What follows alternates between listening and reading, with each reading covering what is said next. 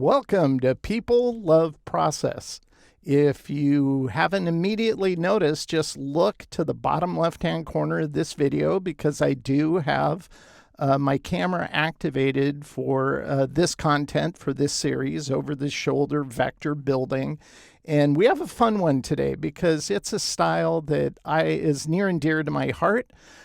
Because as it turns out, it inspired me very early when I was a kid to draw and pursue creativity. And I'll tell you a little bit more about that.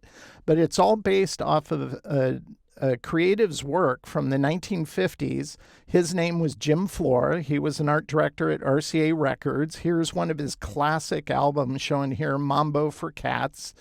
And I've always loved his artwork. Now, as it goes, my parents, my dad specifically, really liked big band music. So they had a big LP holder in our living room where you'd open the top of it and there would be LP records in there. And I like looking at the covers of those because I like the art. And turns out, it wasn't until years later that I figured this out. It was artwork done by Jim Flora, and it was artwork as you see here in that style. Now, if he would have worked in his prime nowadays, I would venture to bet he'd be a vector-based artist. His style is ideal for it. Just an incredibly talented person. I have 3 books of his full of his artwork, and it's just a whole lot of fun. But I'm showing you this one specifically because this is where it started for me back around 2000 or so. I was approached from a band on the East Coast who was doing a fundraiser to raise money for cystic fibrosis, and they were called the Almost Famous Band.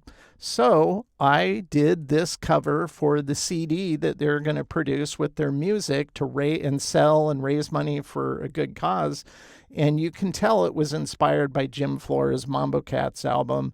And by the way, I have all of Jim Flora's coolest album covers, actual album covers, framed and outside my studio door because I see them as artwork, not just an old album cover. Really cool style. And so this is where I first started experimenting with what I call a segmented style. And it's evolved since then. This was the first time I did it, and this piece of artwork is kind of special to me because it was the first illustration I ever submitted to Communication Arts Illustration Annual, and it got in. So that was kind of cool, pretty exciting. But what we're going to focus on today in this movie is this rough sketch. Now, as I'm on phone calls, if it's a video call, it's not quite as easy to like doodle because then it doesn't make you look like you're paying attention.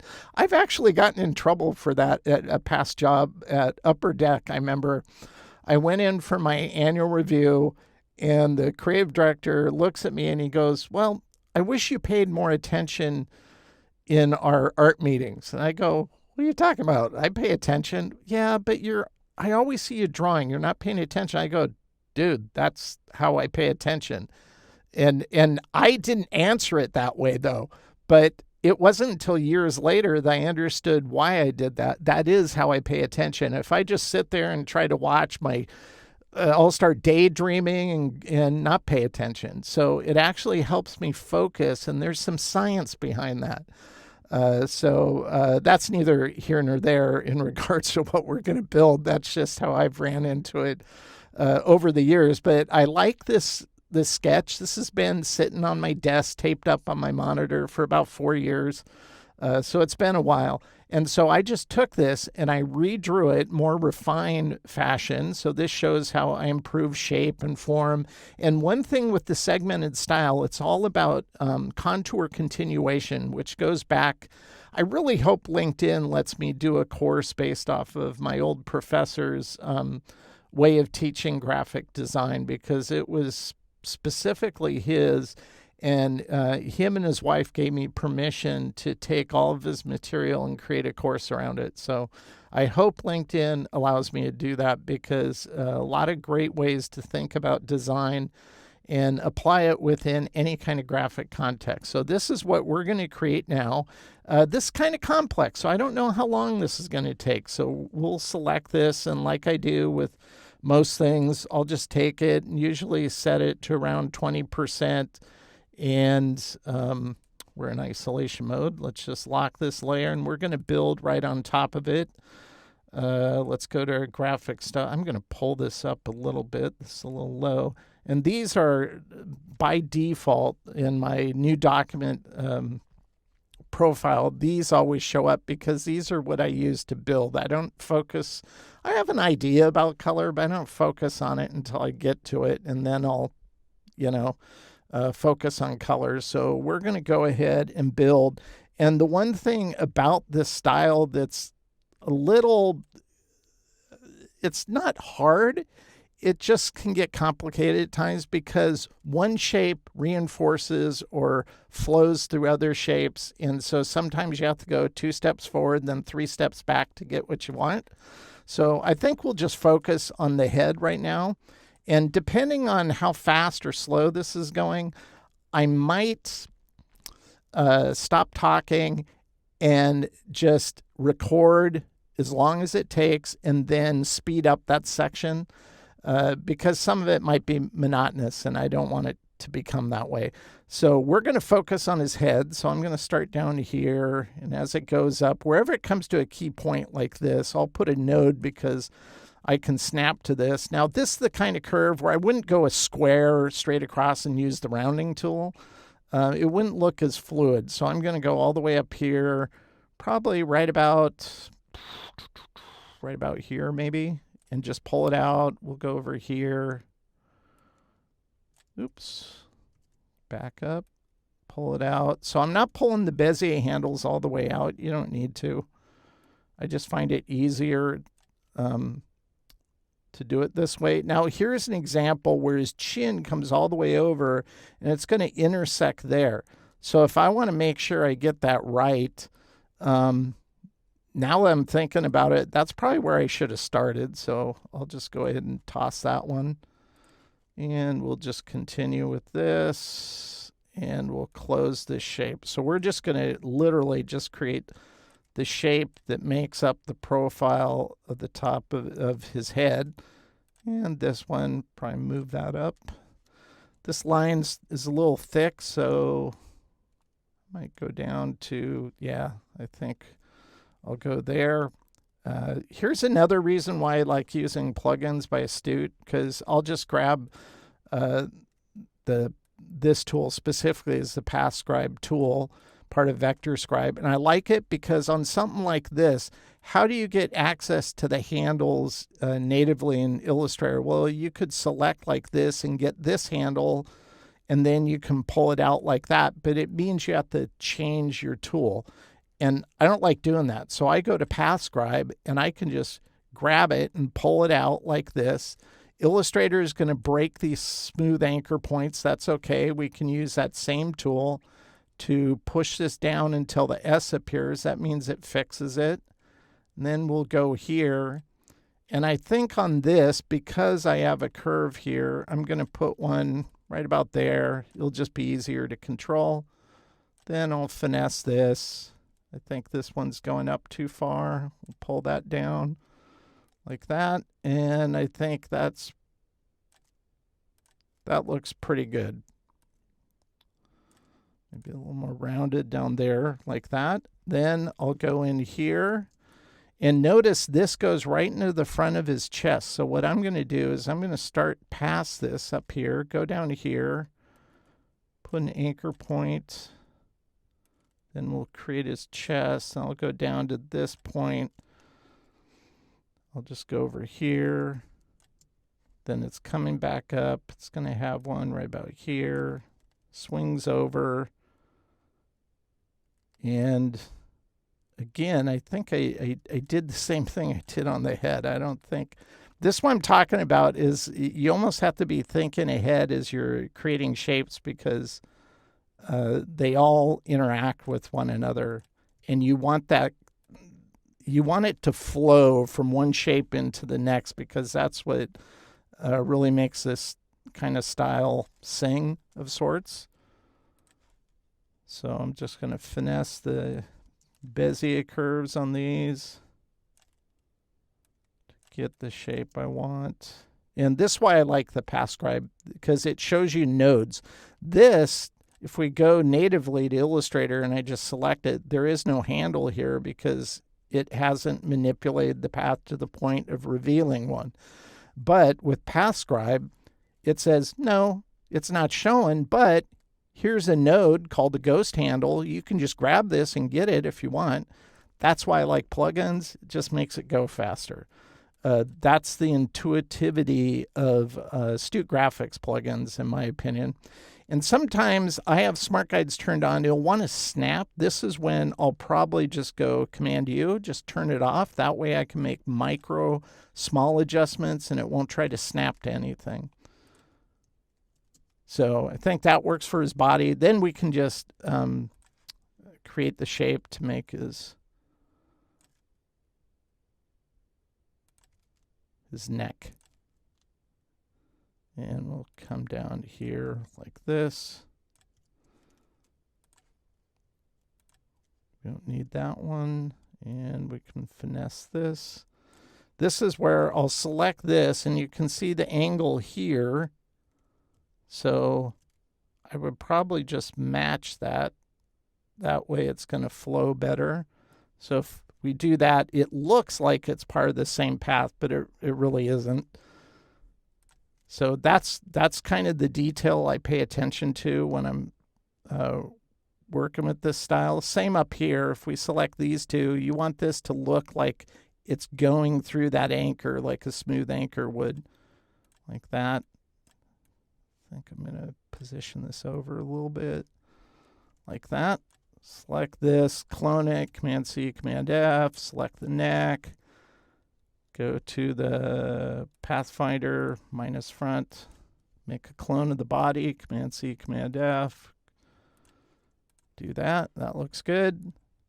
Now when it comes to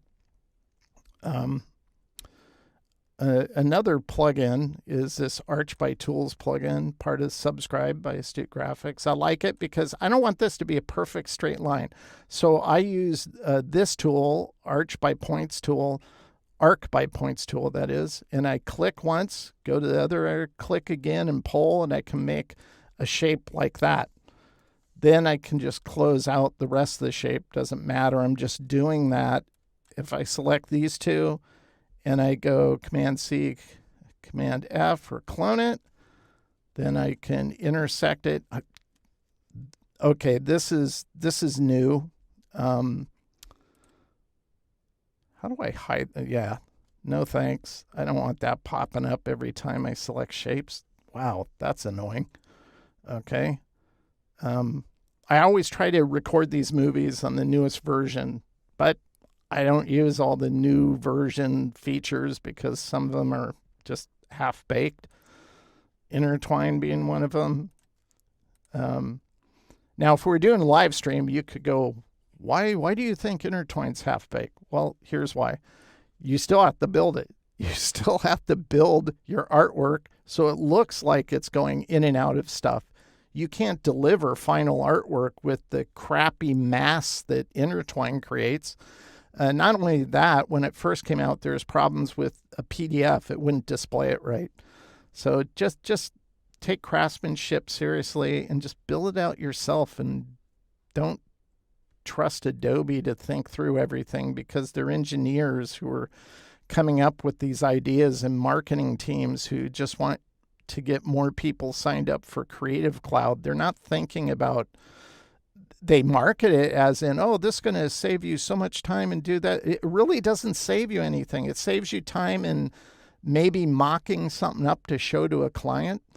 But the type of intertwine it does, it can't put the nice little gaps in it to see the exact aesthetic that I like to get when I do, let's say, a monogram. So it really doesn't save any time. But every time they come out with a feature, they overhype stuff, in my opinion. The mock-up one, that's the latest one. If you're going to mock up, do it right. Use Photoshop, and not only use Photoshop, but I recommend yellow images. And I want to do a movie where I just walk you through how I use yellow images, just to show you how easy it is and how great it is. I've been meaning to contact them and see if they'd be willing to donate a couple templates so I could put it in the exercise files and you guys could check out how to do it yourself using their templates. But I haven't had a chance to kind of approach them and ask them that, but we'll see. I've actually hired them a couple times to create templates for my clients for their products. So instead of having to do a product shot every time they have a new label, we can now mock it up and it looks photographically perfect, and it's awesome. They do such a good job. And the way that service works is I have to take shots of their product, and then I have to take detail shots. So the people who render it in CGI get all the details and attributes about a product correct. So I like pork pie hats, so we're giving them a kind of a pork pie hat here. And this is one style where as I go, I trim it. Just because ultimately that's what the style is going to do. Now here's an example where I'll create, we'll create his nose. We'll try to do it with one shape, kind of like this. Then again, I don't want it perfect, so I want these to have a little bit of curve to them. I think this one bends in a little. This one bends out, something like that. Then you can use the corner widget in Illustrator to get the round. Nope, I don't really like it. It looks too perfect. So let's wonk it out a little bit. That looks fine. So I'll take this now and I'm going to Command C, Command F, take this corner, drag it out. Why am I doing that? Because all I'm going to do is intersect it to create this section here. I'm going to take that same shape, make sure it's on top, select the other part of the brim of the hat and trim it like that. And then I can take the head shape, clone it, Command C, Command F, select the nose, intersect it to trim the top of that. Ultimately, these shapes will be on front of the nose and the head, so it looks like it's sitting there. Okay, let's see. I think I am going to speed this up because this is going to take a while. I think this, I'm trying to decide, do I want to stay within? I don't think so. I think what I'm going to do, let me think about this. I'm going to go ahead and create the frame of the glasses. Go like that.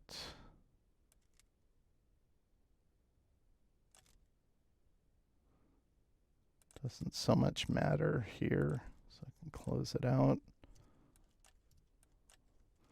So I said I would tell a story about an art director. Obviously, I'm not going to, I don't even remember their name, but I'll tell you who the company was. They were a big deal in the 80s, not so much a big popular brand now. I think they were bought by a Chinese conglomerate at some point. So this goes back to about 2000, is here 2002, 2003? No, this 2003. And I've been running my design studio not too long, just pretty much started it. And I got contacted by a company out of Seattle by name of Union Bay. And Union Bay is a sportswear company, and they're really well known in the Seattle area for many years. Like I said, not as well known now. But even at that time, they're still pretty well known. And so, make sure I'm not going to get rid of, okay, this is a good example of where I make a copy of this shape. I'm just going to move it to this level and drop it. So I saved a copy. So they contacted me and wanted me to create an entire line for them. What am I doing? Okay, I'm trying to tell a story and work at the same time, and it's not going very well. Let's go ahead and minus front there. That's what I wanted to do. And they wanted me to create an entire line for them, and it was kind of a sports-related line. They had seen some work I'd done when I was at Upper Deck, and they wanted something kind of similar. And they asked if I could meet him. I think they thought I lived in Seattle or something. And I said, well, I actually live in Oregon, but if you fly me up, I'll come up and meet with you. And they did. So I went up there, met the creative director, met the art director, but most of the time it was just me talking to the creative director, which part of me thought was a little weird. It's like the art director for the company wasn't really part of what he was telling me, but he's the creative director, so, I'm not going to question it. So he tells me, I think it was like, we want to do at least, let's say 12 designs in this line. Here's some things you need to think about. Our audience, our largest growing audience is in China now, and they really like, I think he said like the number 8. And so we want that worked into some of the designs. I'm like, okay, whatever, I can do that. They want football. He told me some of the sports they wanted me to do. I said, yeah, I can do that. And pretty much left it open range for me to come up with ideas. So I love that. I love that they're kind of willing to do that. So I fly back and I start working on it. And I told them that, do you want me to send it to you or send it to your art director? Oh, just send it to the art director and then we'll look over everything and get back to it. And I go, okay, sounds good. And so I started working on it, and I worked on it, the whole line, for about a week and a half. And I got it done, and I really liked how everything was coming together, sent it off, and I think I sent them like 18 design directions, even though they only wanted like 12. And then I didn't really hear anything back. And I'm going, well, I was getting ready to I didn't have his phone number.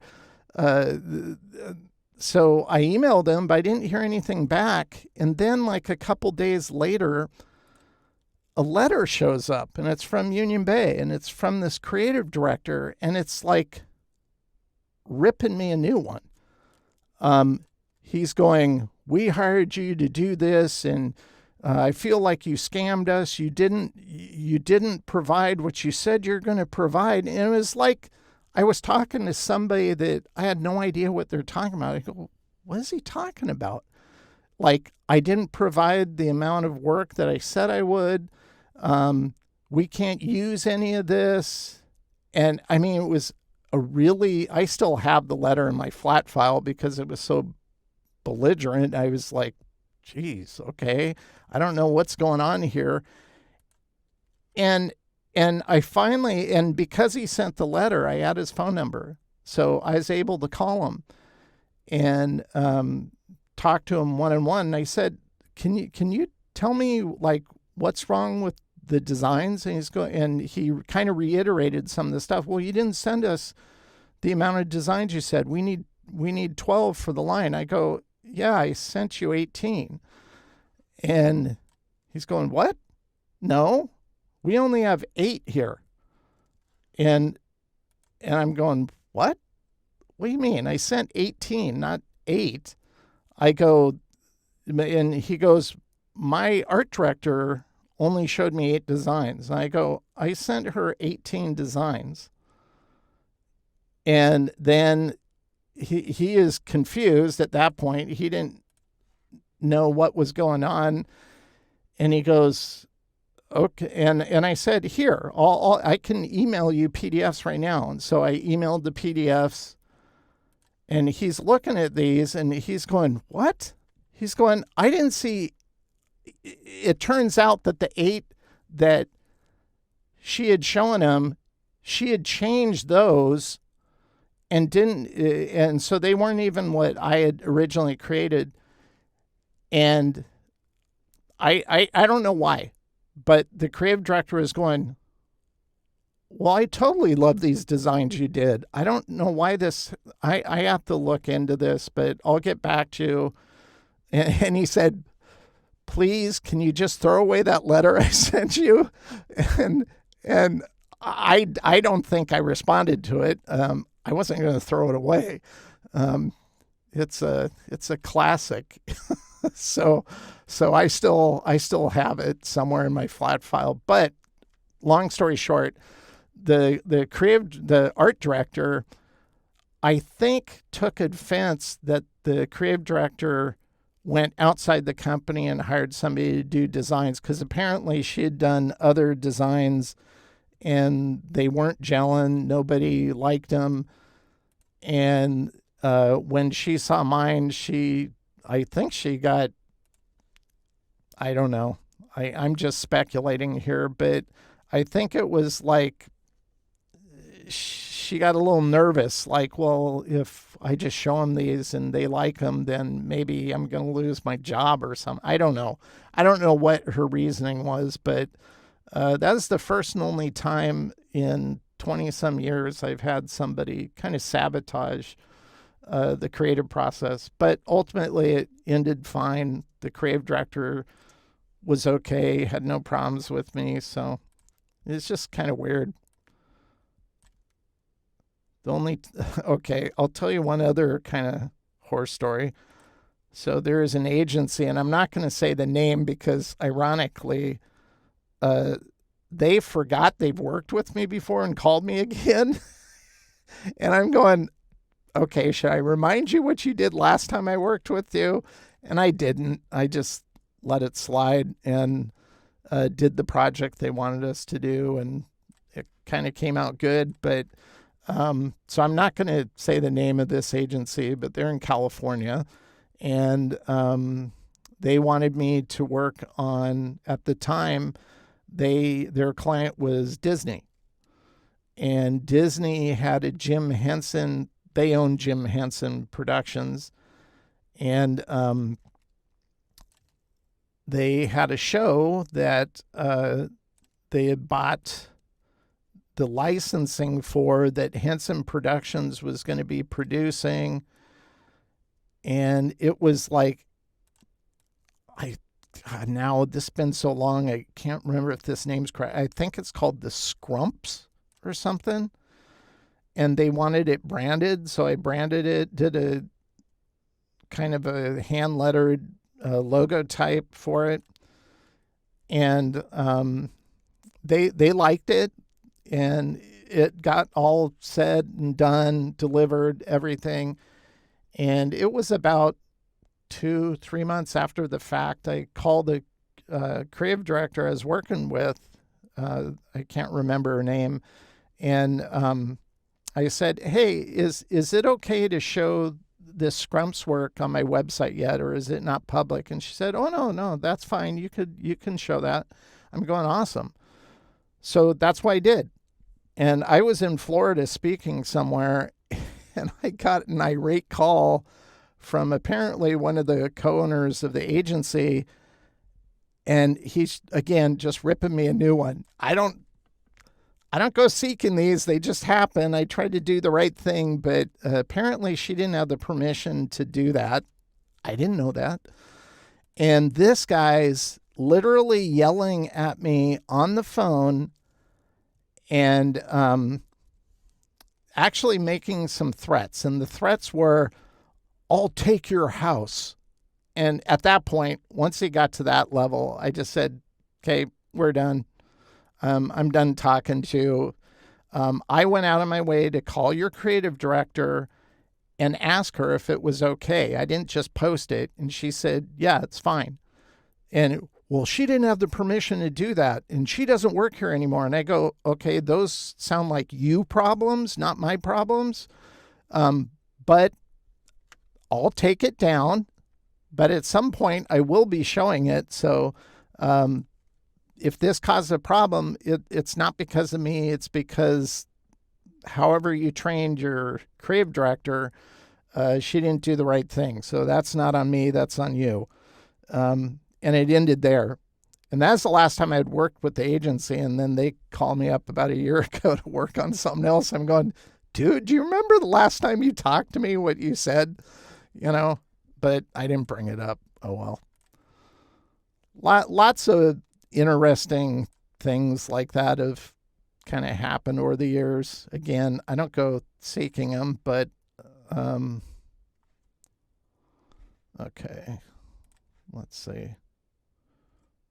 I'll start here. I'll go over here. We're just making a smiley face. I'll take your house. Good luck with that. By the way, he couldn't because I am a S Corp and all of my assets for my business are separate from my personal. So good luck with that. Wouldn't happen.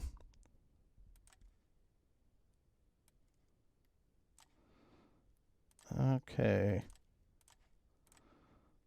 So you probably saw when I was building the ear, I created one shape and I had to kind of make a copy of it and use part of it to make his cheek and part of it to make his ear. But it was all derived from one shape. That's kind of how this style goes in a nutshell. And it's not super fast to pull off this style. So I'll just keep building and hopefully you're okay with that. Okay. So as you can see, one shape, I'll make copies and use those shapes to edit other shapes. Like this one, I'll select that cheek, the head, clone them, intersect them, take another copy of that cheek, make sure it's on front, select the bottom lip, trim that. So everything's being trimmed, kind of like that. Okay, we'll make his little goatee here. And this is why I like this. I think it's called Arc or Arch. Arc. So Arc by Points Tool, part of Subscribe by Astute Graphics. I like it because I can focus on a shape like this and I don't have to touch the Bezier curves. I just bend it and it just goes a lot faster. And another thing, as I pull it, I can snap it right there. And that's going to make a nice intersection with that shape. So that's another reason why I love their plugins.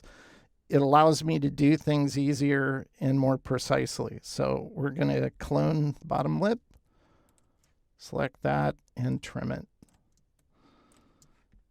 Now on the teeth, these are easy. We'll just make shapes kind of like this. Clone it. These will just make the gaps like that. Then I'll select these, unite them, select the mouth, make a copy, Command C, Command F, select this, and intersect like that. Gives me the gap in the teeth.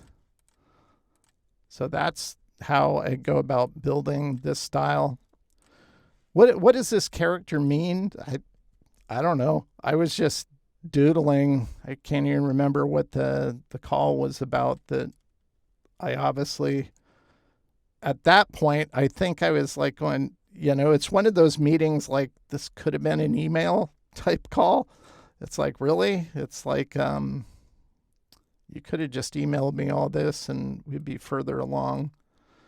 And here's another example where all I'm doing is just kind of distorting this a bit because I don't want it perfect. I want it to look more human. And this is going to be like his void is filled with love type thing, I guess. I don't know. That's kind of what I'm thinking here. And we'll go like this to get that inner part. I think I'll pull this down so you can see. Something like that. Select this one. Intersect it with this to get that inner part.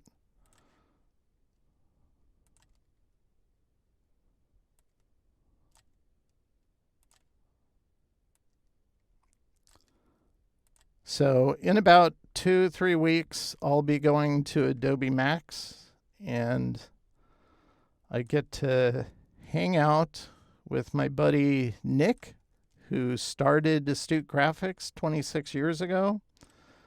And the first time I ever met Nick was through an email. He had read my vector book that had just come out, Vector Basic Training. And I was talking about redundant points one day on Twitter and just going, why does it do this?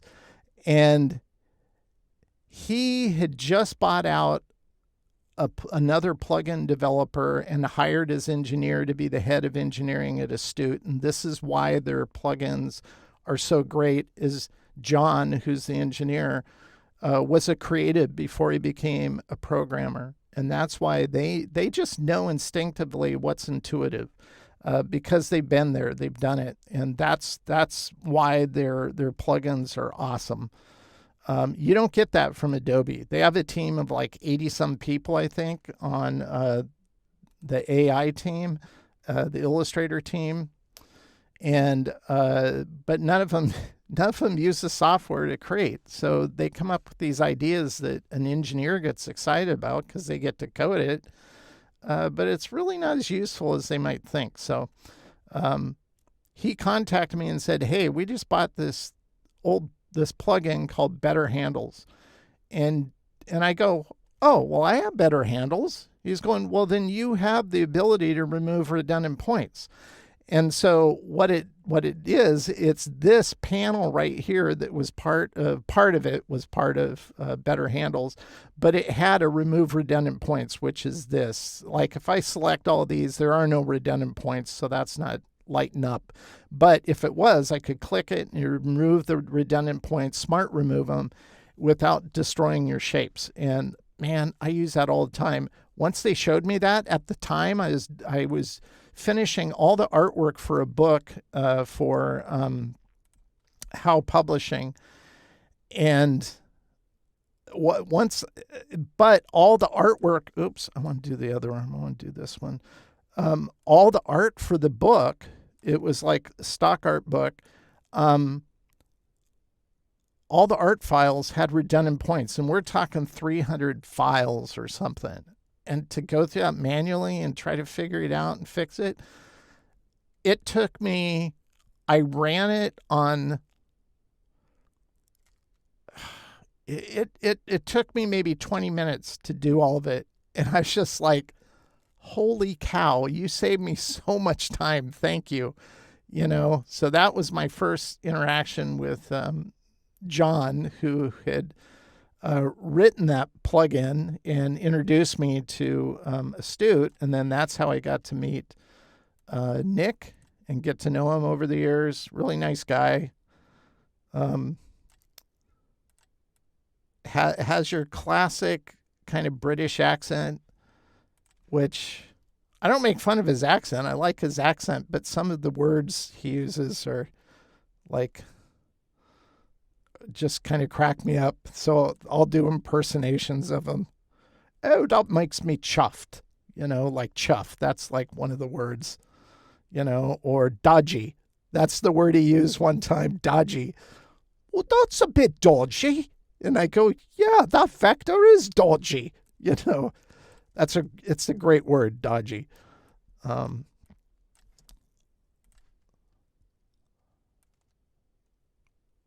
they invited me over to the UK one time. So I went over there and did a little session at a kind of like a trade show for their company where they were exhibiting their products. And I met him down at breakfast for in the morning, and he comes over and he sits down, and I'm looking at his breakfast. I go, "What is that?" He's going, I didn't know because I didn't grow up in the UK, but apparently they eat beans for breakfast. I'm going, dude, why are you eating beans for breakfast?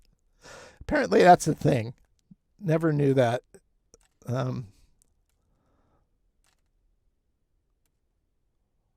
But really, they do such a great job at focusing on their product. I was at Max years ago, and we were just hanging out again, and I made the comment one night, you know what I'd really like?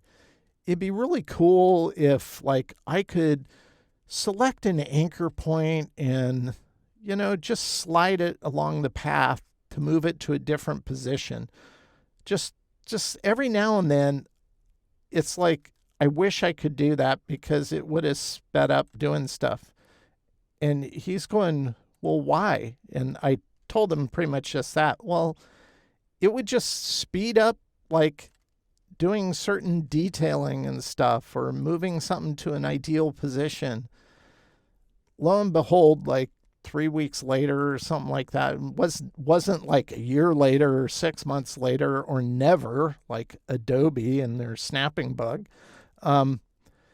He goes, hey, download this and check it out. Tell me what you think. Holy cow. They added it into Vector Scribe, and it's called Reposition Points Tool. I believe that's what it's called. Let's see. Yeah, Reposition Point Tool. That's the one that I always affectionately just say it should have been called the Von tool because that was my idea. And I don't use it every day, but man alive, it saves you so much time when you do need it. So you don't have to build some, and it helps you to figure out the best position on anchor points at times, where I'll slide it around until it gets a position to retain a curve. Then I'll move another one to get the look and feel I'm going for. Hard to explain unless I'm showing you. At some point, I'll show that. I think I've shown it in at least one movie I can think of. But so this is how I build the hand. Like this one, I want these to match. That's why I built it with an additional shape. Get that. Then I can take this arm, copy it, select this, trim it. We'll do the same thing. Make another copy of this one. Bring it in front of the thumb. And trim this. Now, this thumb will be in front of the hand, so I'm not going to worry about that part. You won't see it. It'll just be covered by the thumb piece like that. So I think this is going to go a little slower. I might have bit off too much. I thought this would be a pretty easy illustration, but it's been a while since I built one of the segmented style. So what I'm going to do is I'll build 2 more arms, and then I'll tell you at that point, I probably won't say anything until I get his whole body built. Then we'll come back and obviously, see, I'm glad I'm recording this one because this wouldn't work live. I can't do that. Log off, go do something else, come back a couple hours later or whatever. That's not going to cut it. So with the luxury of editing, I'll make this bearable to view like that. Okay, let's go ahead and we're going to go ahead and do this arm where he's pointing here because it'll allow me to kind of demonstrate how one shape affects another shape. So I'm going to create this, and you can see I'm trying to go off of this line here kind of thinking if this line just went through, it'd be smooth there, but it doesn't start off smooth. It's actually a corner anchor. Now I'll come up here. This will be about the apex. Pull it out. And as it goes in the hand, I'm not going to worry about it. I'll just end it here like that.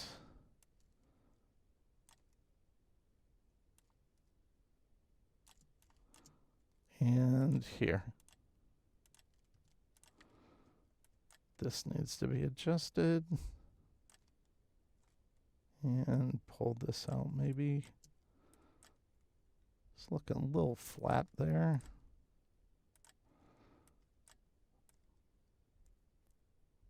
I think it needs to be a little higher. Like that. Okay. And we'll go over here. I'll copy this one. Minus front. So you can see if I move this one out of place, that top part of the arm that's pointing creates a segment in this one. So this is where I copy this one. Then I just take anchor points like this and move it so it doesn't cut through this. And then I can take this shape and this shape. I'll clone them, Command-C, Command-F, go intersect. That gives me that segment of the arm. Then I take the copy that I initially adjusted, bring that to the front. We'll go ahead and just fill it. And this is on top. Then I can take this arm and I can go minus front. And that way I have this shape built and this shape built, but they're separate segments. And that's kind of why I ended up calling this style segmented, because it just fit. It's kind of how you build it and how you have to think to create it. I doubt Flora had a name for it like that, but just so I understand it and can explain it better, that's kind of how I explain it. Then make a copy, select this arm, and minus front. Then this guy has all kinds of elbow pads on his arms. So we're going to put an elbow pad, even though the bend's down to here, his elbow's migrated over the years, I guess. So we'll put it up here. Go like this. Doesn't have to, we don't need to use an ellipse tool or anything. We can just create this. I don't want it perfect. I want it to be kind of oblong, if you will. Make a copy, select that, intersect, elbow pad done. Now that we have this, this arm will actually look like it's going behind here. So this is where I'll take this shape and I'll clone it. And see, if I was smart, I would have saved the original shape before I segmented. I wasn't thinking that's that 2 steps forward, 3 steps back thing. But if we fill this, I'll go into here and I'll go like this just to make sure. Then I can select this one and I can go minus front, make sure it's not a compound, so we can select both of these. And that'll work. And even this arm is going to create the edge, the side on this arm. So this is an example where I would then start building this arm because I need it to finish the other arm. That's the part where one thing interacts with another thing, and it's going to dictate, okay, what's the next thing I need to build type of situation. Like that. This is freeform building, what I'm doing here, very kind of organic. You don't want perfectly straight arms or anything. That's boring. You want to put curves and stuff. As it's commonly referred to, nothing in nature is perfect. I'd in general agree with that, but it just adds more character. Unless the style is specifically like so geometric, it makes sense. It's always better to add movement and curves to, especially in illustration. Otherwise it looks rigid.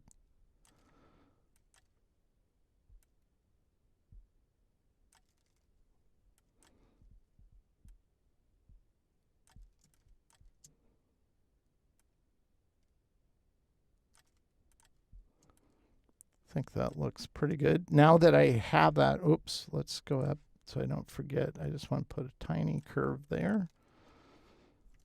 We'll go ahead, select this, make a copy, select this arm, trim off the base as it goes into the body, make a copy of this again, so I can just move this over like that, because we're going to use this shape to trim the edge of this arm. Oh, first, see, I just remembered something. Let's go ahead and move that to my temp layer. Not only does it create, well, let's see, I don't remember.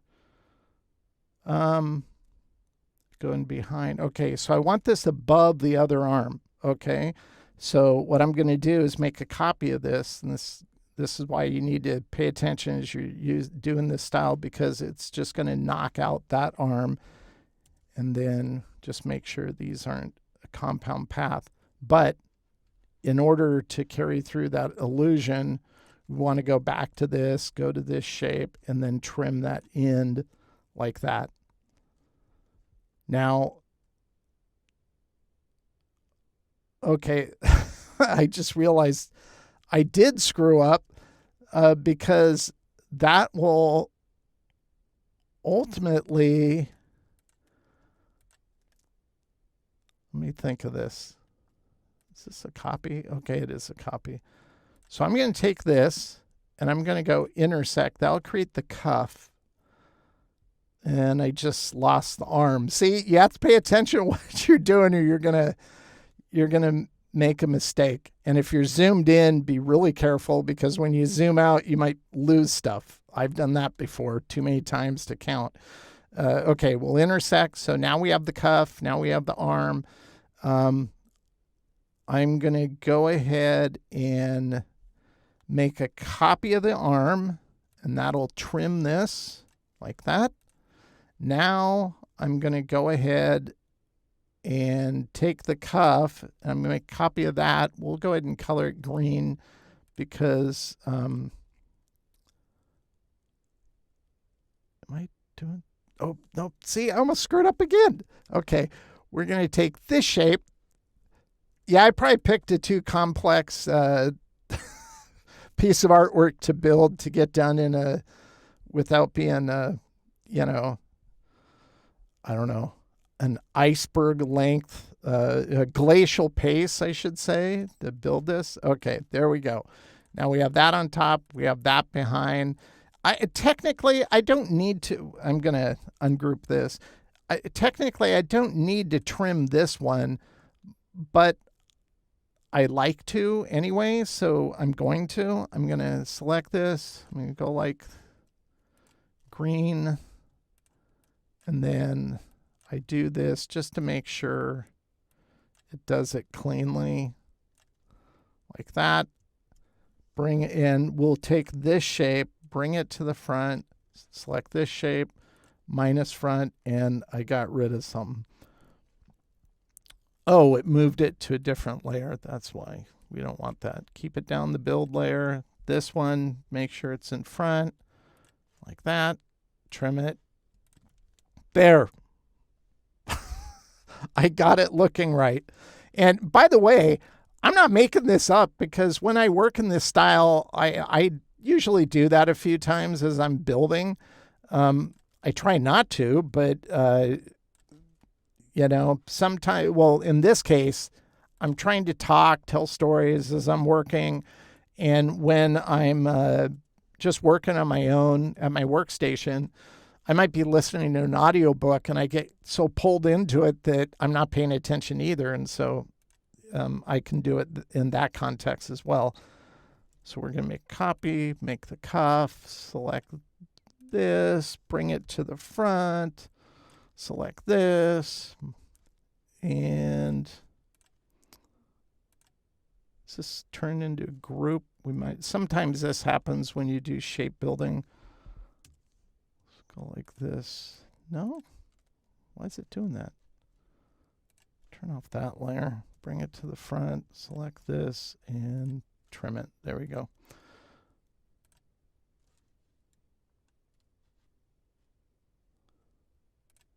And check something. Okay. All that just to get that contour continuation going. But that's the style that makes it look good. So what I'm going to do is I'm going to build this hand, and then from that point forward, I'm just going to keep building until I get everything built and speed it up in the video when I edit it. And then we'll colorize it and move on from there. I also want to use some textures, and so I'm going to show you exactly what I do when I'm doing texture stuff as well. So let's go ahead and just get this hand part built. Once again, on a shape like this, I don't have a style selected there. You can just think in straight lines like this and build that. Let's go and zoom in so you can see it like that. Then go back, grab the anchor point tool if you don't have an Astute plugin, and you just grab the path and you mold it out, adjust it with the Bezier handles. As soon as you grab a path like this, those Bezier handles show up, and then you can adjust them. So if I just pull it a little, then I can go in and adjust it. In this case, I'm paying attention to the angle on the right side of the arm there. This one, I think, looks a little flat up here, so I'm going to adjust it like that. Once I have that, take the cuff, make a copy of it. Oh, that's what was going on. Okay. Deselect that. I had two shape. I had the original shape still. Oops, my bad. Select these, trim it. Now we got that. Let's go ahead and we'll build this hand using our arc by points tool. Since all these are curved, I'm going to do this as one foul swoop, so I'm not going to worry about that one. Actually, let's try that again. Let's go up here. I'm going to go further than what I want because I want to create these with secondary shapes.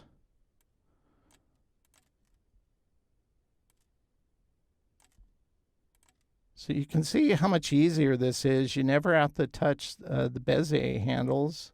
You just position the start and end points. Like on this finger, that's where it starts. This is where I want it to end. Adjust the curve to match my drawing. Go here. Oops. That one I clicked too fast. Go here. I'm going to go all the way down to where it gets the end here. And then adjust this handle like that. For some reason, this one isn't snapping. It wasn't with that tool. That's the snapping bug in Illustrator, by the way. If at times you're working and for whatever reason, it doesn't want to snap to an anchor point or a path, you're not doing anything wrong. That's the bug that's still in Illustrator. It's been there since 2012. I got in a little argument with Adobe support this last week on Twitter because I called it out again. I said, look, and they're going, well, can you send us your file? I go, you already know this. Your engineers know this. They just haven't fixed it. That's all I'm asking is, when are you guys going to fix it? Well, we have our priorities. And I go, you literally broke it in 2012. If you haven't been able to prioritize it yet, and this is a fundamental building feature of vector artwork, snapping. Imagine if you didn't have snapping. How are you going to lock one shape to another and do certain things? It'd be so much harder. And it's fundamentally broken. And I gave her the analogy, and I don't think, I don't know if it's a her or he, whoever behind the Adobe curtain. I don't think they like my analogy. I said, if Adobe was a car company, your attitude towards this bug is like saying, well, brakes work most of the time. Okay, that's not good. That's not good enough. In that context, somebody could die. Thankfully, snapping won't kill anybody. It'll just annoy them so much that maybe it would kill them. I don't know. Maybe they get stress over it or whatever. I don't know. It's just annoying. It's like they add so many stupid features that are half-baked. That one would actually, and she goes, I tried to explain it to her from a customer service point of view. I go, think of it this way. Most people, because, oh, that's right. She brought up their forum. Well, we don't see a lot of people talking about this on our forum. And I go, you know why? Because most of your users just think they did something wrong, literally.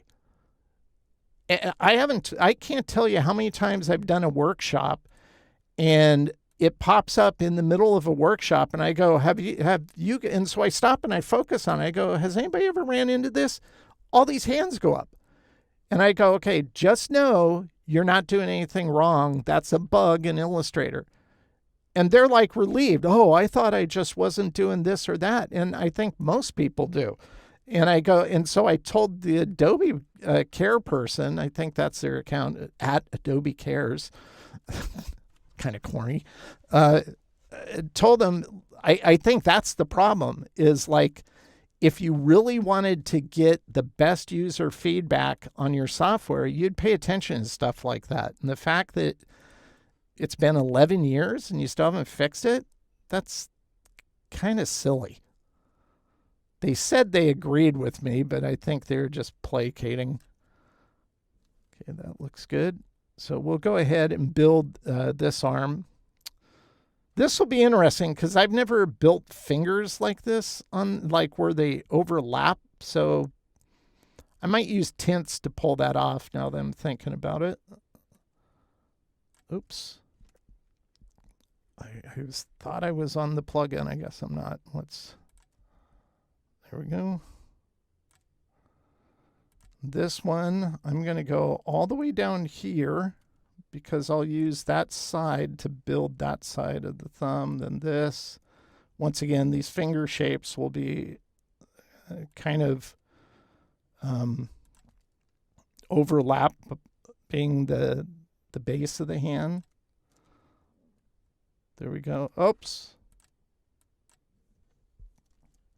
Weld those together. Command J. There we go. Select this, clone it, make sure it's in front, trim that like that. We'll create these fingers. I'm purposely going to go past that edge because I will make a copy of this shape. We fill it like that, and I'll just move this out of the way. It only needs to react on the top. Select that, and we'll trim that side so we have one finger. And then I'll do the other one. Something like that. Make a copy of this finger shape. Select this, minus front. Once again, this will be behind these two. These two will be on top. Let's create the thumb. And then I'm going to have to go as fast as I can to build the rest of it. It's good because I've never done anything like this live. So I kind of know how to gauge it now. I thought it would be simple enough to pull off, but I think I was wrong. Well, I was wrong. So we'll bring that to the front and trim the thumb like that. Now that I'm looking at these fingers, I think I want to go in and make this a little imperfect so it's not perfectly straight. Something like that. Might do it on this end as well. There we go. And so we have those two arms of the, oh, let's just finish out the bottom part of this arm. Knowing that there's an intersection here, I'll just create one shape, kind of like that.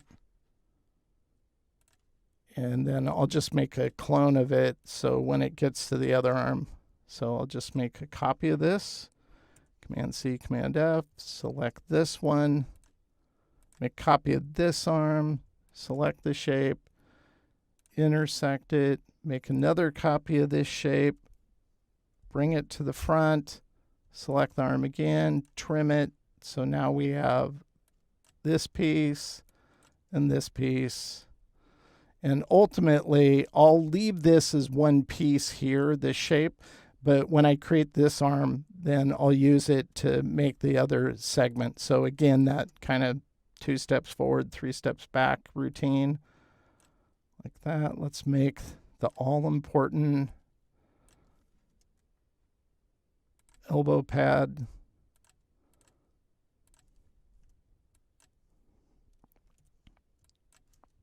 And intersect it like that.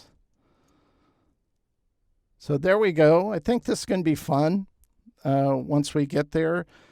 But I don't want to bore you, so I'm just going to keep building using the same principles we showed before. Then we'll jump into the fun part, which I think is the funnest part, is figuring out coloring. And then some simple surface textures that we'll bring into Illustrator. Those are on my desktop ready to do that. And I like exploring with those and figuring out how to color those and work it in on an illustration like that. And so from this point moving forward, I'm just really not going to talk. I'm just going to focus on vector building and get this done as fast as I can.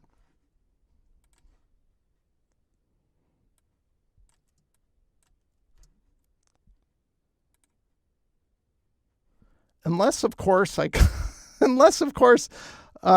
come up with another story I can tell you. Then, of course, I'll just stop and then I'll have to do more editing on the end part, but that's okay.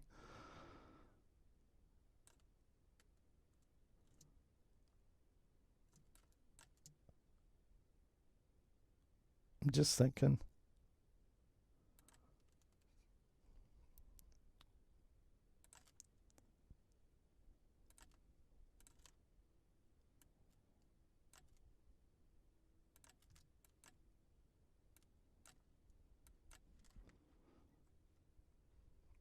Here's a smart remove.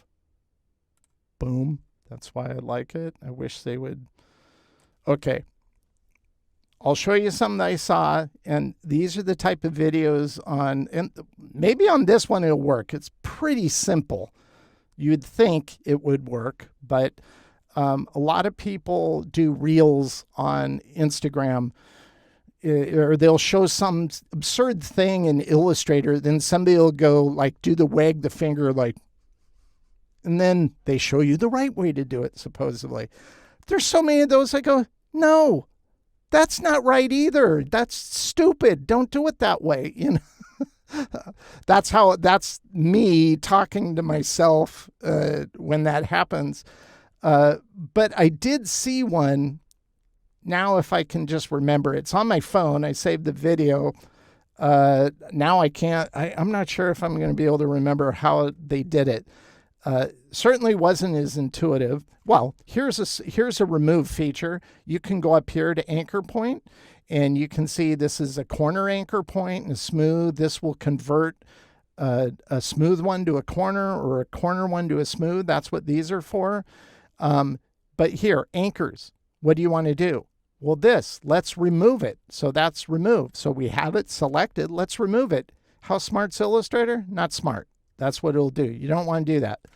But if you go, I believe maybe it's down here, path, remove anchor points.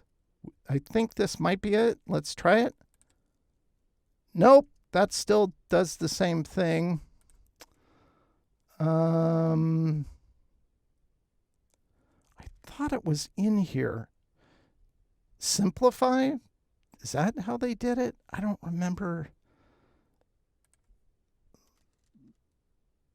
Okay. I don't know. Let's see what it does. No, that didn't do anything. Well, I guess I'm not going to show you because I can't remember how they did it. But even in the video that they showed it, dang, I wish I could have found that feature in here. And some of you probably know it already. But in that video, he's going, no, you don't need to do that. You can just go here, go to this menu and click this. And The thing is, his art changed. I mean, it was obvious. It was like, it's like me going here and let's say this is a reel. Here's my reel on Instagram if I'm like all the other people who post this kind of content. I'm going to show you how to remove an anchor point. It's easy. You just select the anchor point that's not needed, and you go up here to the control bar, and you just click the minus anchor point, and it removes it. Isn't that awesome? It saves so much time. Well, no, it destroys your art. You don't want to do that. And it was that obvious in this guy's video. I go, dude, your art just changed. It's not the same. That isn't a good feature. It doesn't work well. It doesn't work as well as Astute, where you can select it and you click it. Doesn't change it at all. So anyway, okay, my rant's over. Sorry. I had to, some of those videos just drive me nuts.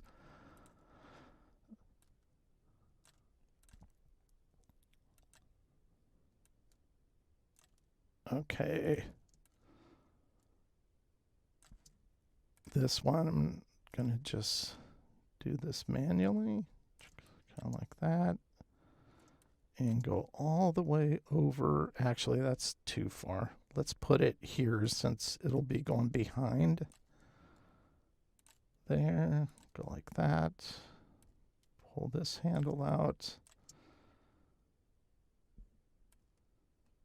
By the way, thank you to those people who've been posting comments on the videos. I appreciate that. It kind of amazes me at times what you guys respond to.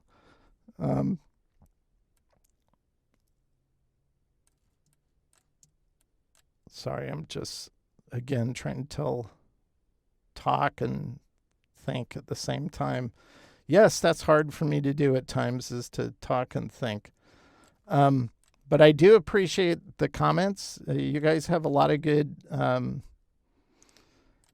like how you think. Let's put it that way. You do a good job of asking poignant questions that sometimes you point. There's one lady that follows this channel, and she does a good job of deconstructing some things. And she goes, "Did you know this?" And there's been a few times she showed me something. I go, "No, I didn't know they had like resolved that." And it's like, because that's another thing. Adobe will fix something unless you read the developer notes for each new version. Then they're not going to tell you, "Oh, by the way, this feature that sucked for the last 15 years, it's fixed." So I'm sure if and when they ever fix the snapping bug, it's not going to be celebrated. You won't see all the hype videos on social media. They'll just do it and not say anything. And I'll probably just notice it and I go, what was the feature that they, if you go to your preferences, you go to general, this feature, by default, this will be turned on. Scale, strokes, and effects. Oh, okay, well, I'll check that. I want it to scale my strokes and effects. If I blow something up or shrink it down, if I scale it, that's great.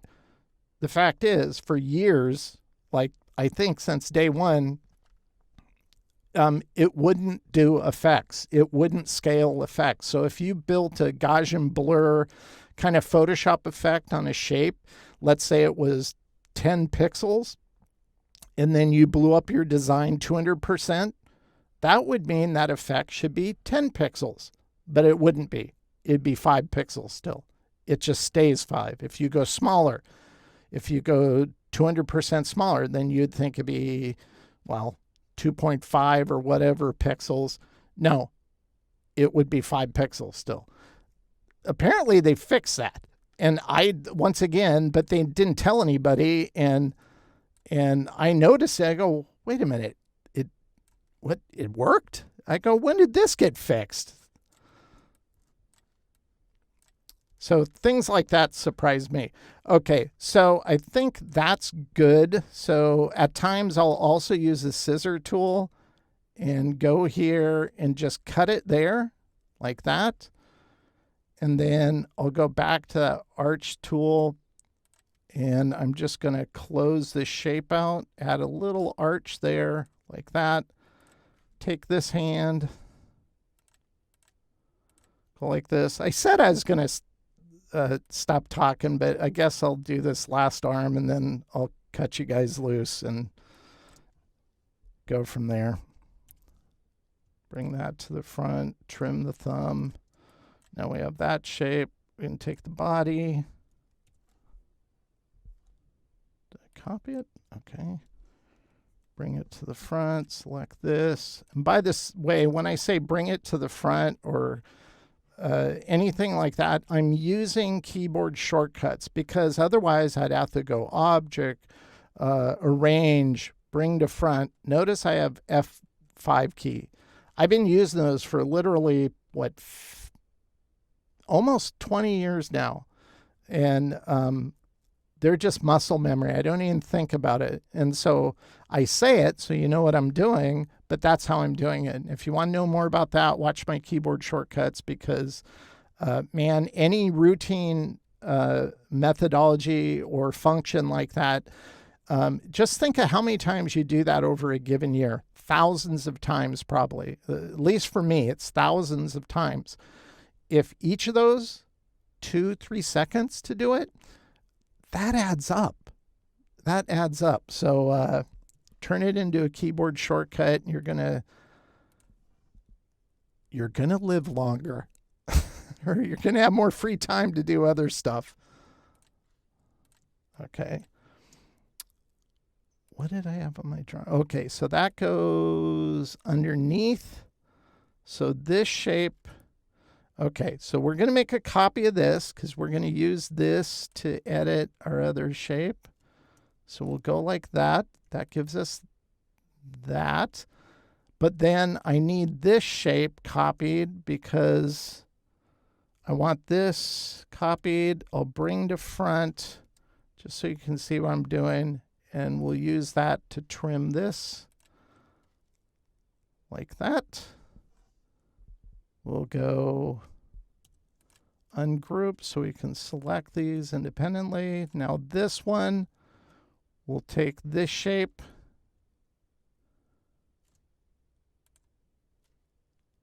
Again, I almost screwed up again. We're going to select both of those and clone them, intersect to get that shape. And then we'll take this shape, bring it to the front, take that shape again and trim it so we get both of these as separate shapes. That went smoother than the last time I did it, so that's good. So I'm just going to finish this arm, jump into building all the other pieces, and call it good. We'll use that. Oh, I just realized I was kind of thinking the geometry, actually.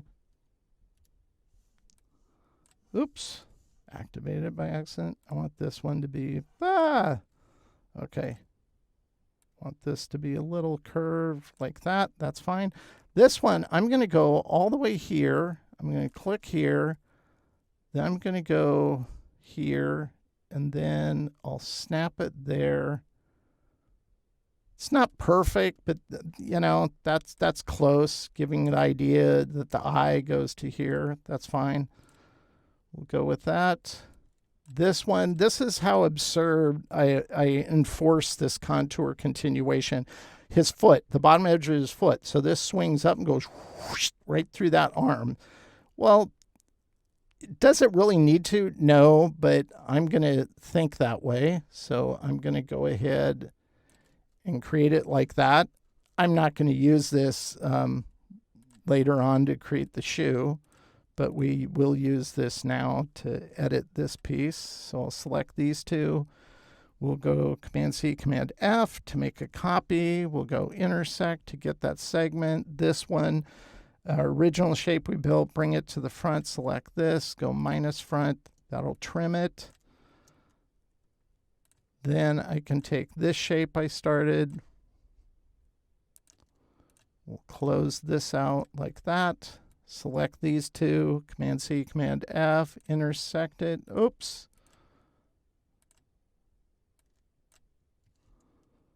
That's a path. Is this not closed?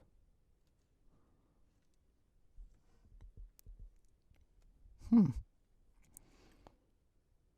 thought that's closed. Why is it doing that? I go intersect. That is odd. Okay. Do I have a copy of this? Now I'm losing track.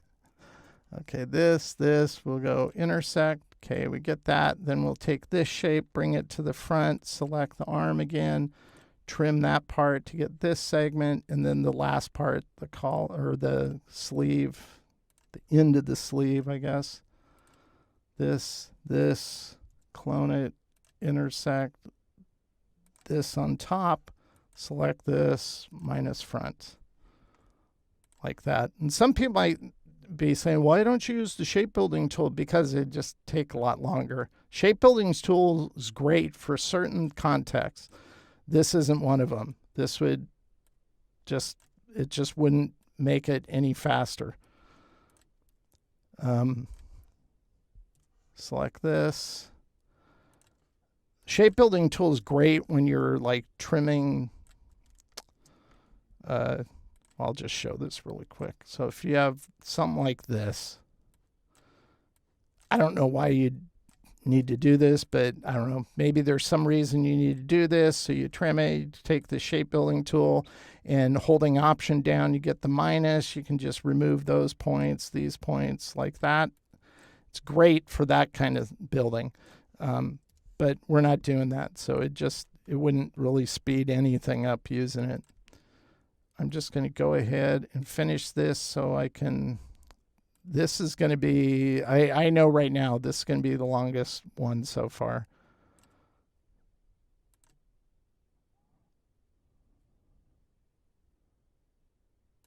Go like that, this, and bend inward just a bit. I'm going to zoom in on this hand. I'll use this plugin again to create this shape. By the way, if you don't have these plugins, we'll build the last finger without a plugin. Once I get the shape, I'll just make a clone of it, make sure it's on top of all the other shapes, including this. Minus front to trim that. So if I didn't have the subscribe plugin that has that arch by points tool, then I would just pretend I'm creating a shape like that. Then I go to the anchor point tool, grab the path, and just pull it out. Like that. Make copy of this, Command C, Command F, bring it to the front. Make sure it's on top, select this shape, and trim off that little bit. So plugins aren't necessary. They're just very helpful and will save you a lot of time. And if your time is worth money, then why wouldn't you want to use them?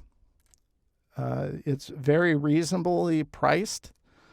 People get hung up because it's a subscription now, but if you think about it, the amount of time I save on just one project, like if I'm doing a branding project and we have all these components and it lasts 2-3 weeks, the amount of time the plugins save me at least 2 to 3 hours on any given project. If I bill at my hourly rate, that covers 2 years worth of subscription. So, and you can write it off. If you run your own business, you can write it off. So it's like a no-brainer in my opinion. But people get, but yet they'll pay for Netflix like forever, and that's not helping you get anything done. Not to drag on Netflix. I like Netflix as much as anybody, but I much more prefer paying for things that are going to save me money and save me time. There. So we have all the arms on the left-hand side. I'll let you guys suggest a name. Be thinking of a name for this character and put it in the put it in the comments for this movie, because I want to know what you think. I have some ideas, but I don't want to taint the pool. So you be creative. Do some creative thinking and figure out what you want. From this point, I'm going to build the rest of the content, his other arms, his legs. And then from that point, we'll address coloring and do some texturing and call it good. So I'm going to move forward now and not be talking.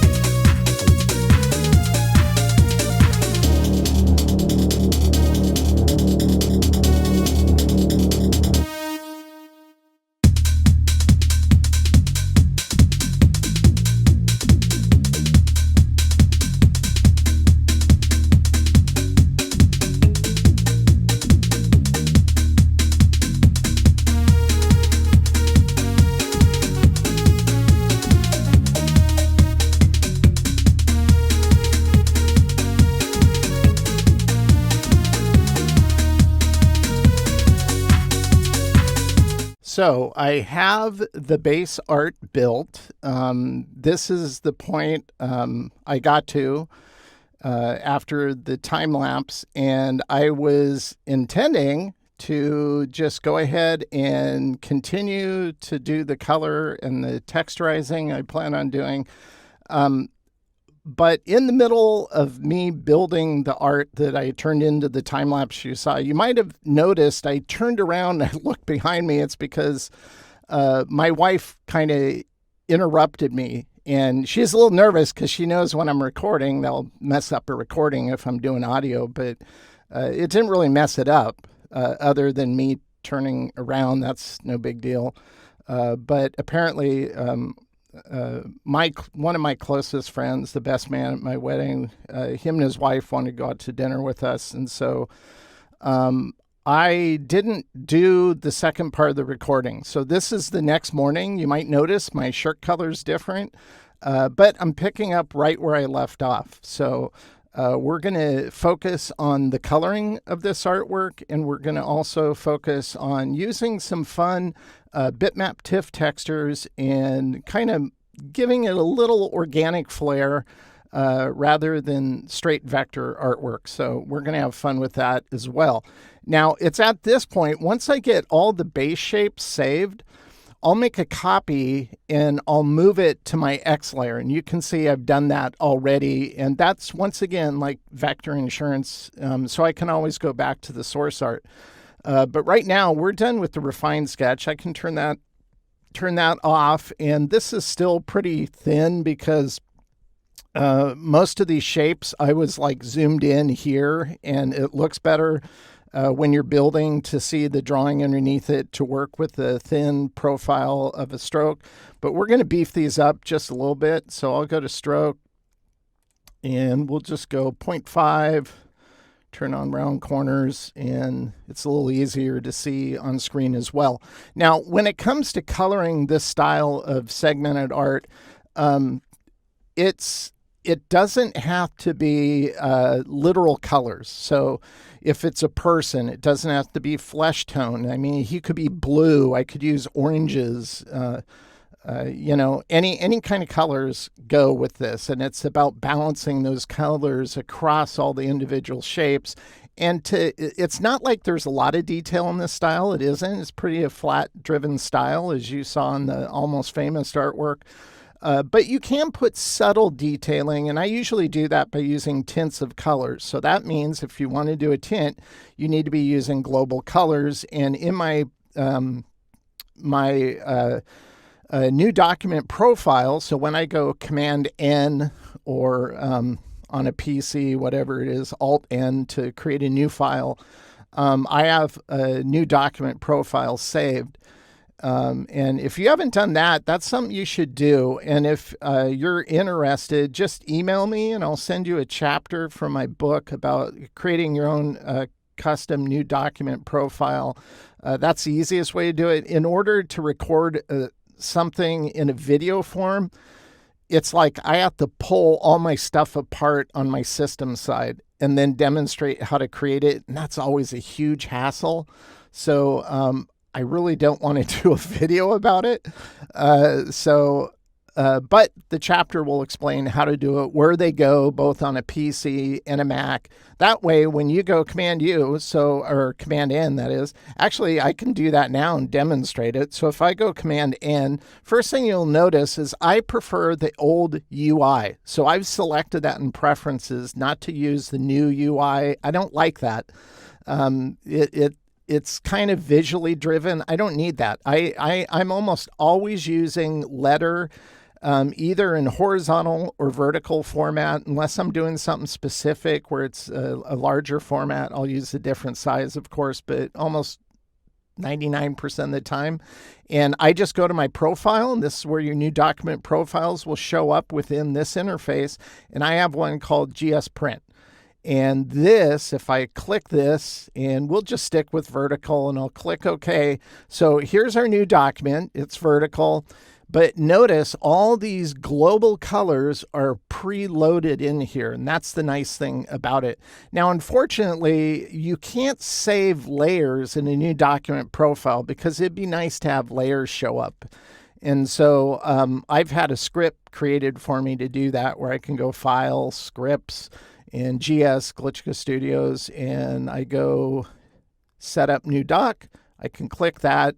Boom, it sets up a new doc, and it sets up layers the way I want. So I'll put that script in the, and it's horizontal, because mostly lately I've been using horizontal because it formats better with video. And if most of my content's going to be translated into a process type of movie for my YouTube channel or a LinkedIn course I'm developing, it's easier to kind of utilize it in the context of video, since it's 1920 by 1080. So I'll put this script in the exercise files for this movie. And like every over-the-shoulder vector building movie that's on my channel, the exercise files are free to download. So that script will be in that file. I'll make sure to include it for this exact script. So you could utilize this to run on your own machine.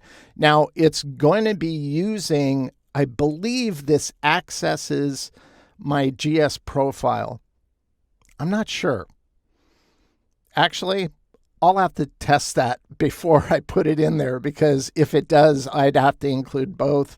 I'll include both and let you guys check it out. It's, once again, this is raw and unedited, so just a little diversion here just to explain some of that, because it does save a lot of time from recreating the wheel every time you work if you have a new document profile. So we're going to color this guy. And actually, after I said blue, I think blue would be one of a good color to use.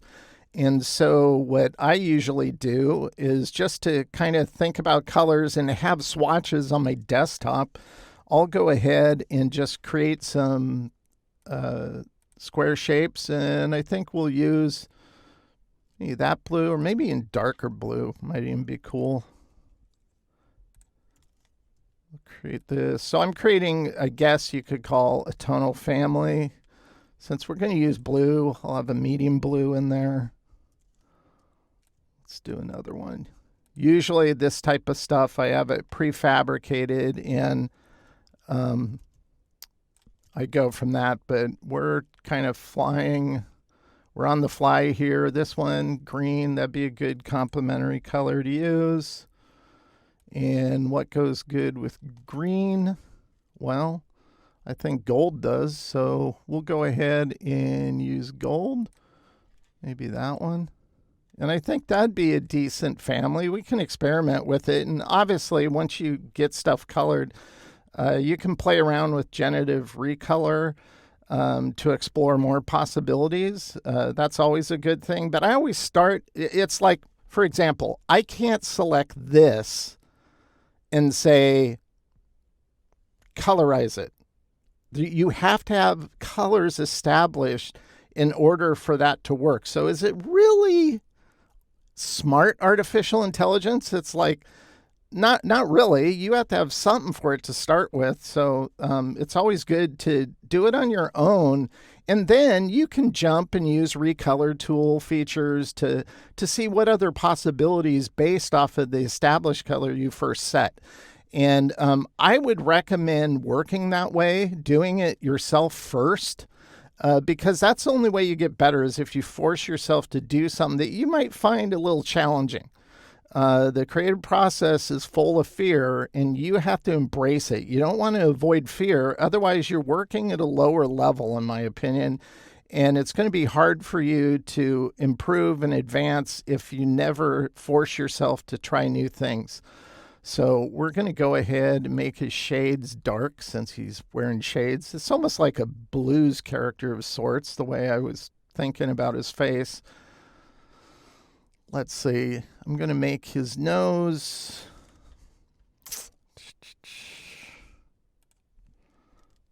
I'm going to zoom out a little bit just so I can see my swatches. Go to the eyedropper, and I'm just going to, I'll just start plugging in color, and then I might come back and alter it. Maybe his nose can be the blue.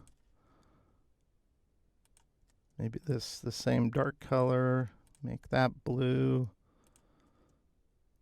Maybe make his chin the dark color, his ear. These can be gold.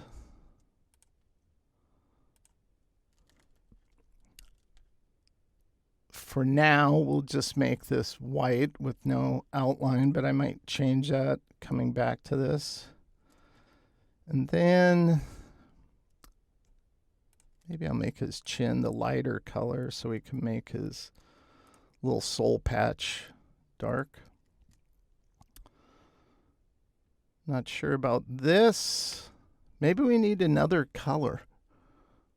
Let's see, what would be a good color? Purple? Oops, that's outline. Needs to be richer.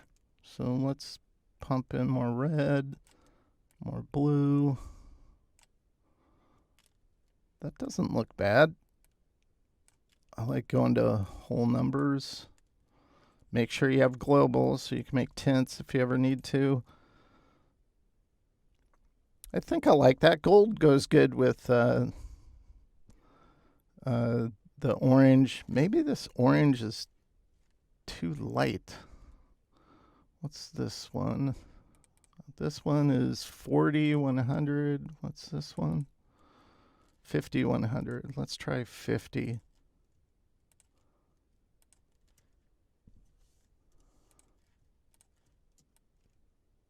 Yeah, I think I like that better. We'll take his teeth. We're going to make this blue, but because it's a gradient, or I'm sorry, a global color, we'll change it to a tint. So we'll do 20% tint of the medium blue. Maybe a little darker, so maybe 35. Like that. The hat, we'll do that. That's what I'll do on the bridge of the nose. I don't like it being the exact same color. I'm going to make it a tint of the base color. So we'll do a 60% tint like that. Maybe we match the hat since the brim is the dark. And maybe the top of the hat's blue. I'm not so sure about his nose. Maybe his nose needs to be orange. Then top of his head purple. His face, in my opinion, is the most important part. So I want to make sure I like really get, I think we need another color. That's what I think's going on. Maybe we do even, no, I don't want to do that. Maybe it's this area that's not working as green. Maybe purple would work better. I don't want to make his lips green. That'd look kind of weird, I think. Let's see. Okay, maybe that's not so bad. Then if I make his eyeglasses in the back. Not a lot of contrast between this purple, though.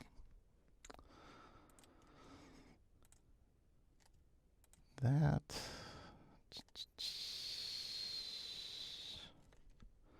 I'm thinking we need a warm color in here other than the orange.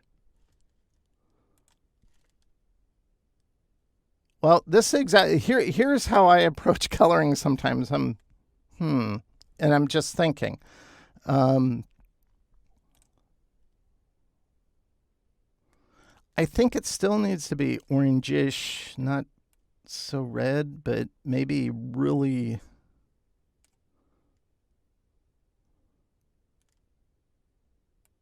pull back some of the yellow. Maybe add just a little black. So he has a sausage nose of sorts. Let me make this back into this color. And we'll turn this back into the purple color we had. I think I like that. Actually, let's do this. Make that color.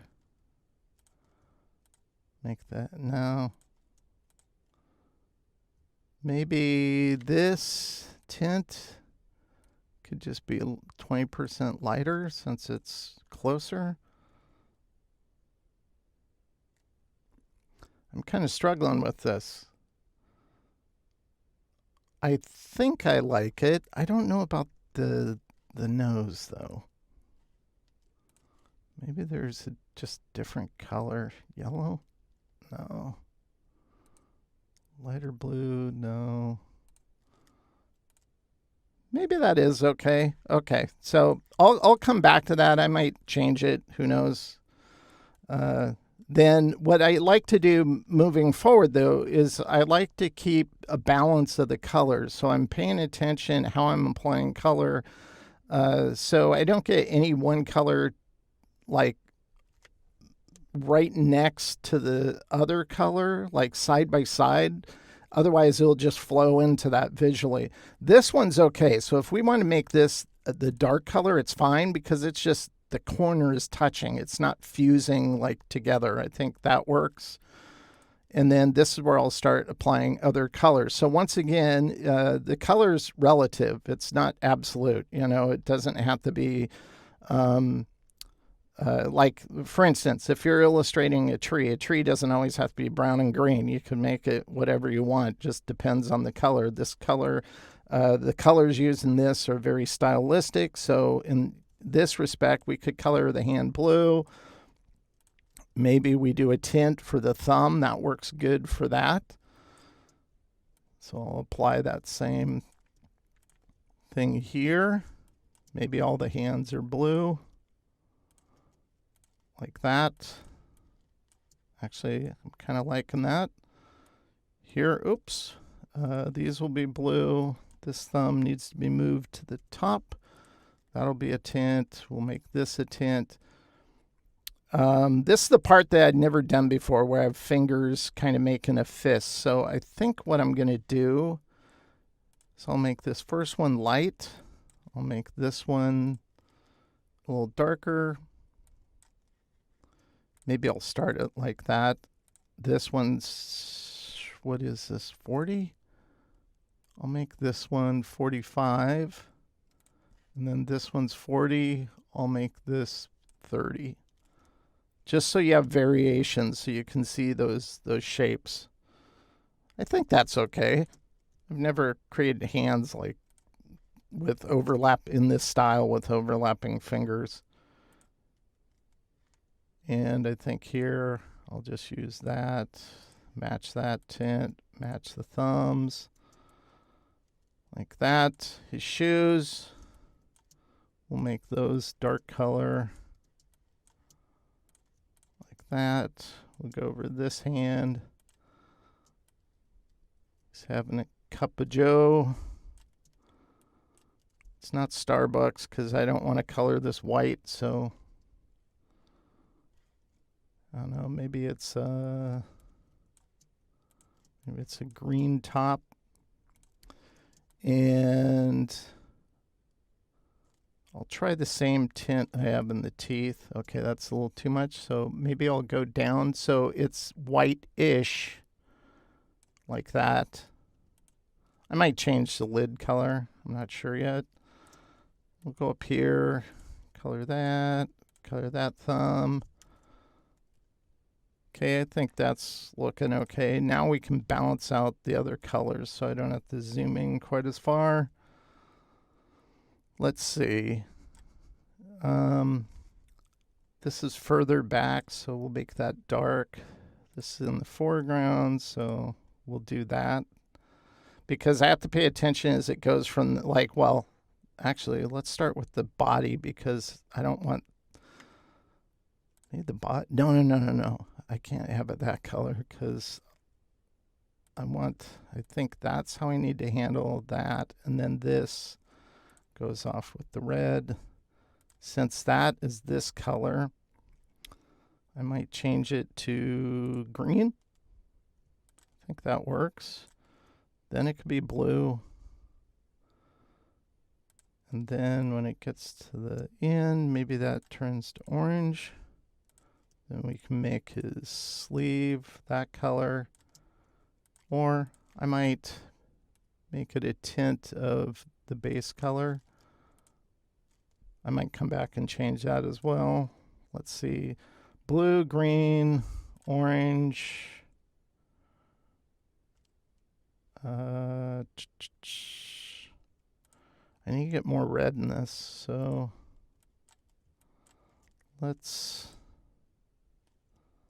maybe this should be red and this be blue. That might work. And the other thing, I don't want all these to be the exact same color, so I'll try to rotate them. So we have dark blue, green, then we have the orange and maybe the red. We don't want the blue because then it will just fuse together. There won't be any separation. Maybe this elbow's dark. Maybe this is orange. It could get dark again. And then maybe go red. Something like that. And then this can be a tint of the blue. I think this is too light. Let's go ahead and do 65 on that elbow pad. Maybe we'll do dark. Maybe it's both sides dark there. Blue. Or maybe, no, too much.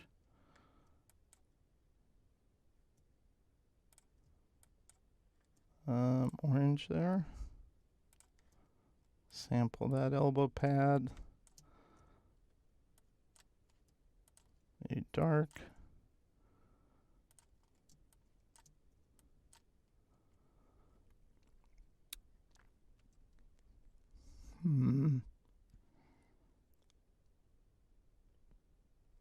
Oh, you know, a color I haven't worked into this, purple. Maybe we make that one purple. No, because purple doesn't go good with that. So let me think. Maybe make this purple. And then I could change this to that and make that color. Now I have to go back to this. Maybe we make it that color instead. And then over here, you go blue. This can get dark. Match that elbow. And maybe that.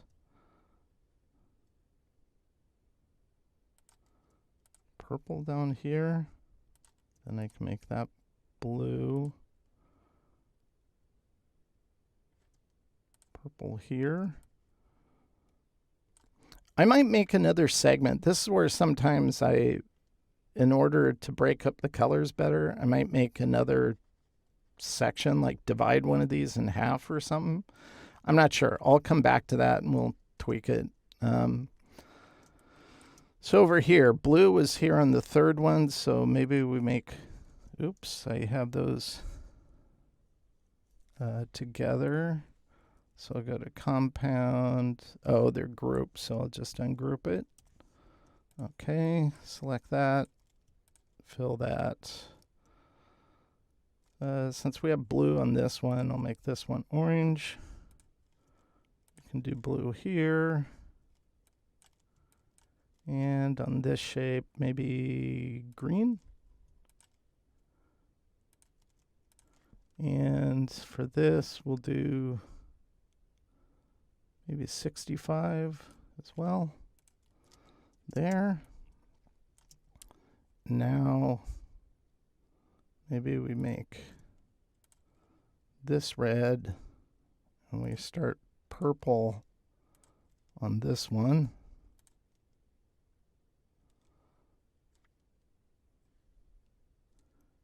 And then down here we can go to orange.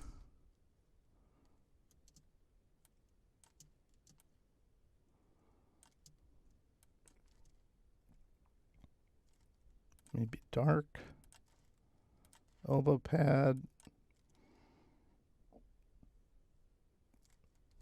Purple maybe? No. Green. Oh, I have green there. Red.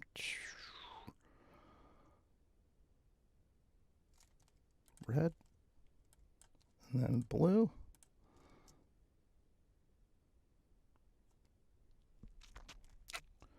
Maybe this is orange, this is red, and colorize that red, and we'll knock it to 65. Something like that. Maybe this is green.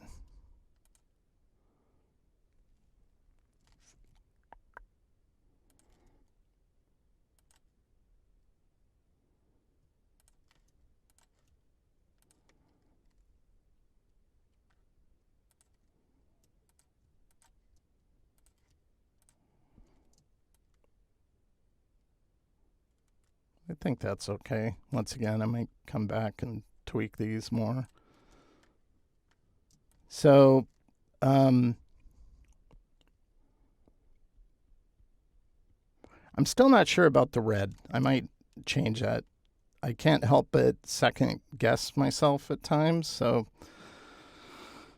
on the elbows, we have two blues. Two dark blues, one light blue. So maybe we need to have another light blue. Then I can sample this one. And then maybe this. Let's back out and see what color we have the least of. Well, we have the least of green, so I think we need to put more green into this. So maybe this becomes green, or maybe this becomes green over here, and that becomes red. Just so green shapes, 1, 2, 3, 4, 5. I consider this one 5, 6. Red shapes, 1, 2, 3, 4, 5, 6, 7, 8. Okay, we have too many red shapes, so, well, I don't want it to be the same color there, so maybe,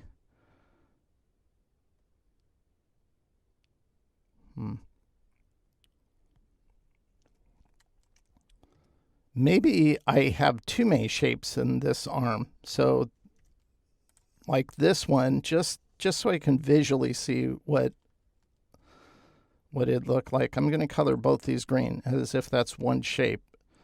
And you know what? I think I kind of like that because this arm has 1, 2, 3, 4, 5, 6 1, 2, 3, 4, 5. Well, that is 6 too. So, but still, I might come back and edit that. So I'll just leave it like that. We'll keep progressing. Oh, this one, I just realized I didn't kind of edit that shape. So let's go ahead and do that. So now you know what it means when I say raw and unedited, because this is the type of stuff I do when I'm working, and I'll work on something until I get it to the point where it feels right. And that's literally how it is. It has to feel right. If it doesn't, I know there's something I need to do, and it doesn't come to me right away. So sometimes I'll just stop working on something and I'll move on to something else just to free my mind from thinking about it. And then when I reapproach it and I look at it again, I can usually kind of figure out what needs to be done. And I think that kind of fresh eyes approach is really important. And unfortunately, in the marketplace of creative ideas, they tend to truncate your ability to do that. And that's why I think we have so much marginal work out there. It's because people aren't art directing themselves, and they're being pushed to create stuff at a faster pace, and it leads to less refined ideas and thinking and strategy, and that's kind of unfortunate. I've seen it with big okay, here's a perfect example, another story, real life story. This goes back a few years, but an agency called me, and it was for a national brand. I'm not going to say who the agency is or national brand because I'm working with them right now, so I don't want to make anybody upset. But it was for a national brand, so if I said it, you'd know who it is.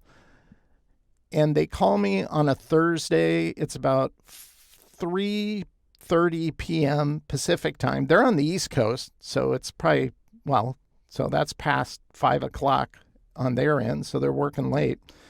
And they need 2 to 3 brand explorations for a national brand by the next day. So they waited till last minute to work on a national brand and a rebranding, basically. And so we had to turn around that insane deadline. And I'm not going to say no because it's a national brand. And ultimately what we delivered, they liked and they used. But the process at times is so escalated. It's easy to feel guilty. Like, I know I could have done better if I had more time on that. Believe me, I understand that. I've dealt with that many times over the years. But when you're doing stuff for yourself, just take your time.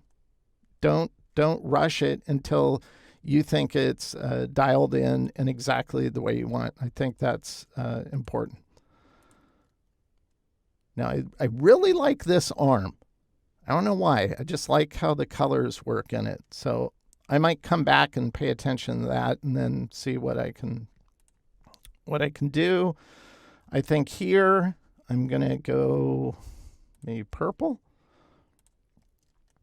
And then I'm going to go like this. Let me think about that. Maybe since this is steam, kind of thinking it's steam, so maybe instead of that, I'll color it like that, like it's going over, and then I'll color this one like that. Something like that. Maybe this even lighter since it's steam. So let's go 35. I think that looks okay. Maybe this can even be a tint. Ooh, I think I like that better. Maybe make it 70. No, I kind of liked it lighter. Because of that, I think this one needs to be like purple, so there's good contrast against it. Something like that. I don't like all this green being next to this green. How many green shapes do we have? 1, 2, 3, 4, 5, 6, 7, 8, 9. 9 green. We have 1, 2, 3, 4, 5, 6, 7, 8 red. 1, 2, 3, 4, 5, 6, 7. My balancing's okay, I think. You know, maybe on his pants, since it's his pants, let me try something. I'm going to just make all of these just tints. So it's dark, and then it's light out here, maybe lighter. No, too light. Maybe we keep all the color just in his arms. Maybe we have too many colors. Maybe I need to force myself to remove a color.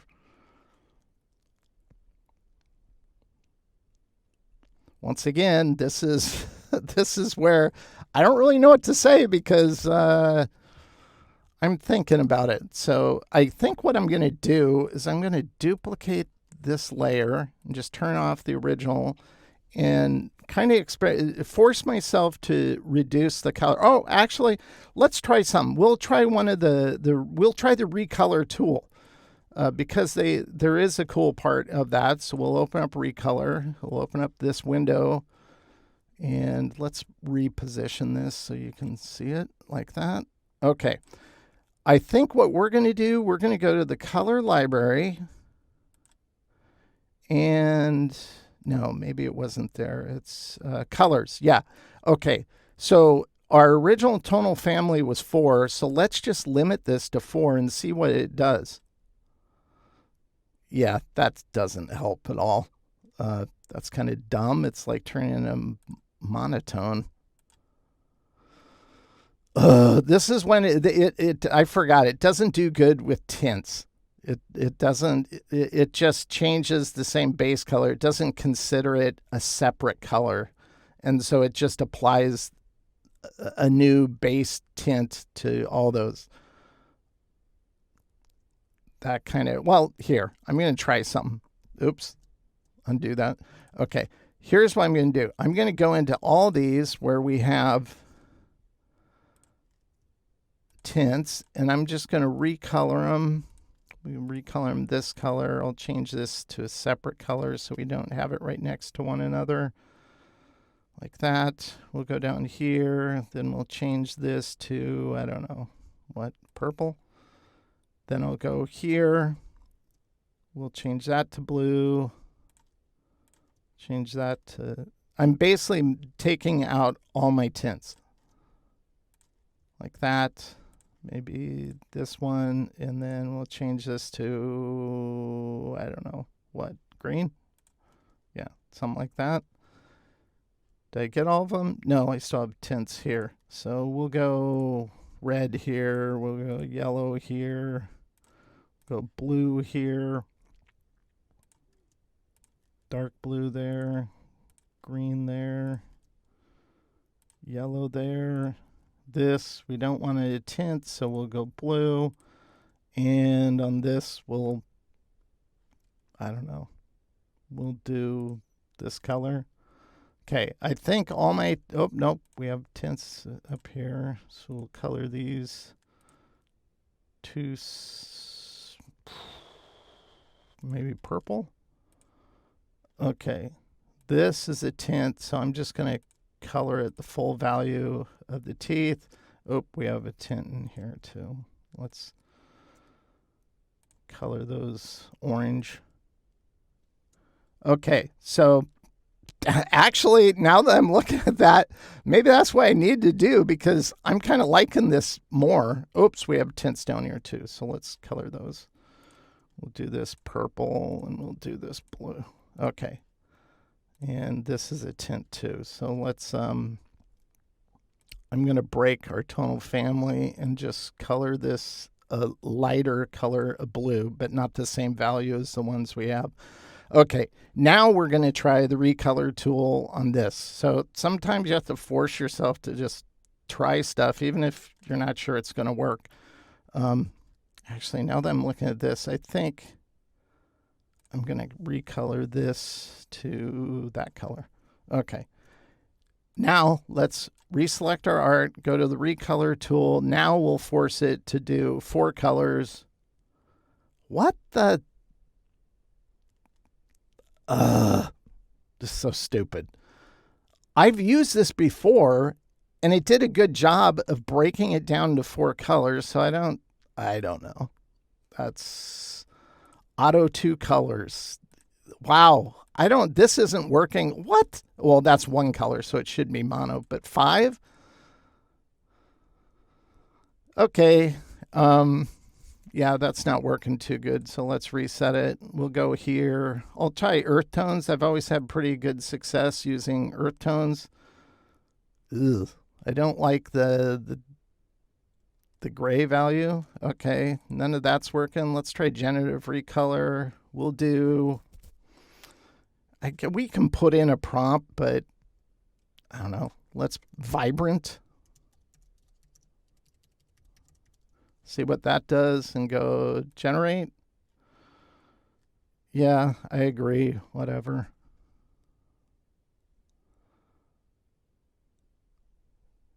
Some of these look pretty good. That's not bad. I don't mind that. That's kind of cool. See what this one looks like.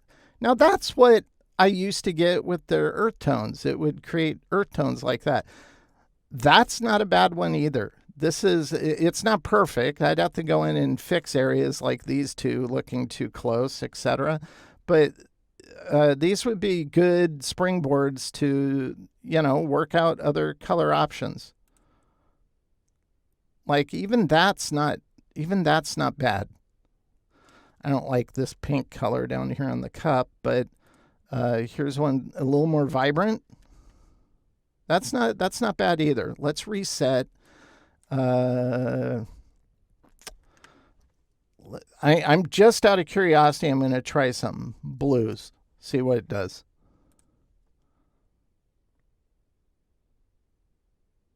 See how smart AI is. Ooh. Hold on. This one?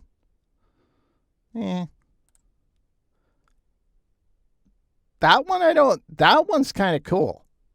I'm going to try some though. I'm going to go reset and then I'm going to click off. I want to make a duplication of this layer again. And we'll go ahead and reselect this. And I'm just out of curiosity, I'm going to go back to generative recolor. I'm going to type in blues and see how random this is. Okay, it has my previous one, so I'll click it. And if it's random, these shouldn't be the exact same as we had before. And I don't think they are. I think they're different. This I know I'm not going to like. That's not bad either. I would have to go in and change that gray, but that's not too bad. Ooh. I just don't like the gray. I don't know why it's shoving. Oh, that's not bad. I just think I'd go in and change these colors to like a yellow type color. So that's kind of cool.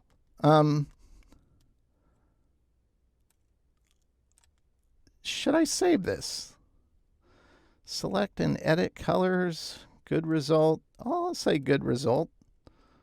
Include generative data with your... a poll built in? Yeah, no thanks. Yeah, I didn't give you any feedback. Oh my God, I didn't know it did that. Whatever. Why did they build in stuff like that? So annoying. Okay, I think I'm gonna settle on this one, and then all I'm gonna do, all these colors. So let's see if I can select all those colors. I have an option F1 keyboard shortcut. Okay, it does select all those colors, and we're gonna try. Well, let's just try the orange we have in our tonal family. Okay, maybe a more muted version. Let's go into this. We're going to desaturate the yellow like that. Okay, that's too muted. We need more yellow. We'll do 75 like that. Click OK. That's not bad. That's not bad. Let's compare it to what we had. So this is what we had. Now that I'm looking at this again, I I kind of like it, but let's see. The only part I don't like on this is I think the values are just the values are a bit off, but I'm going to try to dial this in, and then we'll move on to textures. So this is, once again, this movie is going to be a bit long, but you don't have to watch all of it in one take. Watch it for 30 minutes at lunch every day over the course of the week, and you'll be gold. So what we're going to do is so the darkest color here is purple. I'd say the next major color would be this. Then we have a red. Oh, there's a part I'll need to fix. And then we have kind of like a muted tangerine of sorts, I guess. We'll make a copy of this, Command-C, Command-F. I'll slide it over. This will be the lightest color, which is this muted yellow. So that's our color palette that we worked out with the generative one. This, I will colorize this kind of teal color. And by the way, we need to lock in these colors now they say it. So we're going to select all these and click this, and it'll say include swatches for tints. I just want to do selected colors, and we'll just call this what it was, recolor palette. Oops. I can't spell. Okay, recolor palette, and click OK. And so, what? Why didn't it add all those? I just told it to add all those. Why didn't it do that?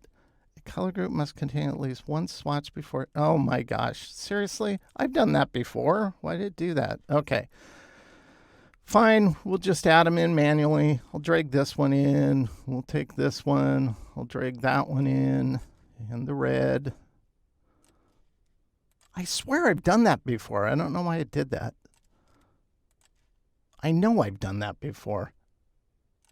Maybe because I was using swatches and I didn't have, I mean, these are raw colors. They're not global, and they're not based. If I select this shape, no swatches. Well, now it is because I just created it, but before none of these swatches would have been highlighted. So I guess I understand why it's doing it, but if I tell the app to do something, it should just do it. Okay, make these into swatches.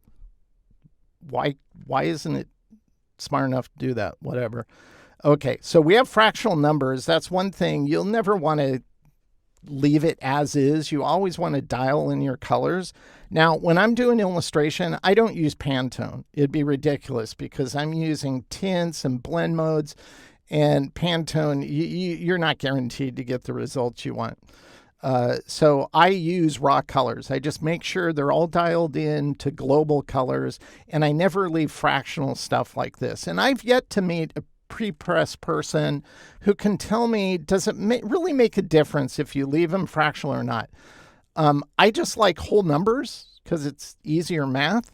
And so like this one, this is rounding up. So I'll go to 75 instead of 74 point. This is 76. So I'll just leave it. I might even go 75. So it's both. And then I'll go global. And then I'll click OK. So now that's a global color. Then I'll go in here. I'm going to bring this down to 75. I don't think we need any magenta in it really, but we might leave a couple percentage just since we have reds in here. That way it'll blend better.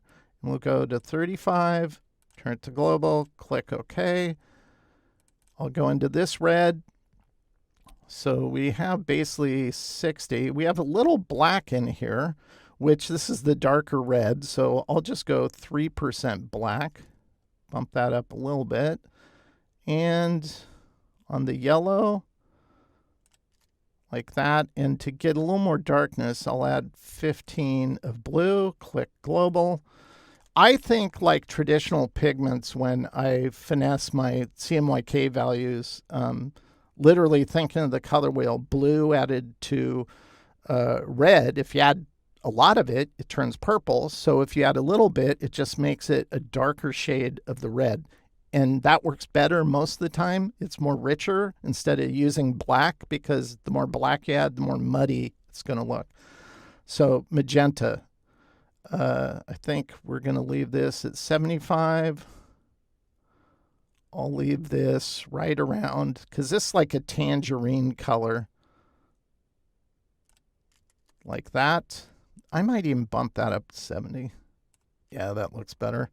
Turn to global, click OK. We'll do the last one, which is this muted yellow. We already dialed that in. That's already a global color. Make sure these are global. So we'll apply the purple, the teal color, the dark red. Oh, I just noticed we missed one of them. So we're going to, let's do this. We actually have 6 colors. So that's that color. Then we have that, and we have this red color. So it's like not as dark. I forgot about the red color. So that raw color will drag and drop into here, go into it. And yeah, this is, I think I'm going to go 95. And this, I'll go down to 60. So it's kind of a dull red, but it'll contrast well with the dark one. Select that and color that. So I think that palette's pretty good. The orange is looking a little dark. I might adjust that value. Let's go in here, and maybe I'm going to push it up a little more yellow so it's a little brighter, and bring some of the red down. Click OK. Select this, color it. I think that looks better. Okay. And then this is the yellow we established. Make sure all these are the global colors. Yep. All established. Okay. Now I can select all these, go Option, and I'm going to hit F1. That's just my keyboard shortcut. What I'm doing is I've mapped it to an F key and holding the Option key down, so it's a keyboard shortcut. But what it does is it just does a select, under select menu, same, and then its color. So Option F1 is my keyboard shortcut. And so I can just select one shape and go Option F1. It'll select all the shapes with that same hue, whether they're a swatch that exists or they're just the color on the artboard. In this case, it's just the color on the artboard. Once I have those selected, I can sample the swatch I made up here with the purple that's a global color and apply it to it. And that's all I'm going to do on all of these. So I'll do the same thing with the teal, Option F1 to select all of them. Select the eyedropper, color it like that. We'll go to the next one, the dark red. Select one, Option F1. Change it to our global color. Go to the next one, which is this red value. Option F1, select them, sample our global color. Select the tangerine, the orangish type of color. Option F1, sample the remix we created, which I think looks a lot better and is more contrast. And then we'll select the gold, and we'll go Option F1, and that's already our global color. I'm actually really liking this now. I wasn't so sure with the colors I started with, and this was a nice surprise in terms of using recolor, generative recolor. So this is a good example of it gives you a springboard to work from, and then you want to still dial it in. And so now I'm just going to scrutinize, and my scrutiny is going to start here, because right now these two are two different shapes. And initially I had selected these and just colored them one color. So I'm going to experiment by taking this and changing it to, actually, I think I'm going to change this to, I think we needed dark in this arm. It's all color except for the hand. Go like that. And maybe this color can change to yellow. And then on this, we can go to the lighter red. I think that might work better. So in this case, I'm going to select this and I'm going to go unite to fuse them together, then I'm just going to, because I'm anal, I'm going to take these anchors highlighted. I'm going to smart remove with Vector Scribe by Astute Graphics by clicking this, which is the smart remove. Click, and it removes it without destroying my shape. That's why I love using it. Makes optimizing stuff so much better. I think there's one other thing. What was it that I was looking for? Oh, that's it. Let's focus on the face, and then I'm going to focus on the steam and the cup over here because I think we can improve that a little bit. And then I think we're ready to move to textures. So I'm going to take this and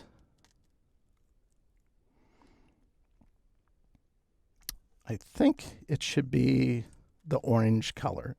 I don't want it the same color as his head. It just looks weird. I want it so it doesn't fuse with any part in his head. And this part here, maybe orange or yellow. That's the only part I'm not sure about, is just this one little section. Some of you might be watching this, well, it looks fine. What's your problem? Well, if it bugs me, I have to figure out maybe it should be something else and look better. No.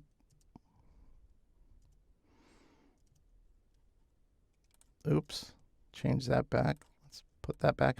Maybe that's not so bad. Actually, is this the light color? Oh, this is the light color. Let's make the nose darker. There we go. That looks better. And then we can change his lips to lighter. There. See, that's what I'm talking about. If it doesn't feel right, there's usually something you need to focus on and fix. And I think all the contrast between all these facial colors are working really well now. But on the teeth, this is where, because it's a global, I'm still going to go tint this. So this will be probably one of the only areas of this design that has a tint, because I don't want him to stand out so much. It's not like he has picket fence teeth. It's a graphic style, but I think that looks good. So I'm really liking his face now. I might even go in on this and maybe put some just nice highlights here. So we'll do that. Clone it, grab it, move it over here, put some highlights on his shades like that. Maybe we make them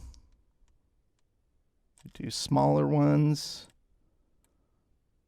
here, here, and these we can sample the purple, and we'll make these like reflective colors. So even though the styles, I don't know about the reflective ones.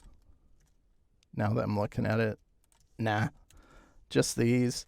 And I think those are too overpowering. So we'll go transparency. Maybe we go 85, just so they're a little duller, but still highlights. I think that's fine. I might remove those ultimately. I don't know. Let's go here.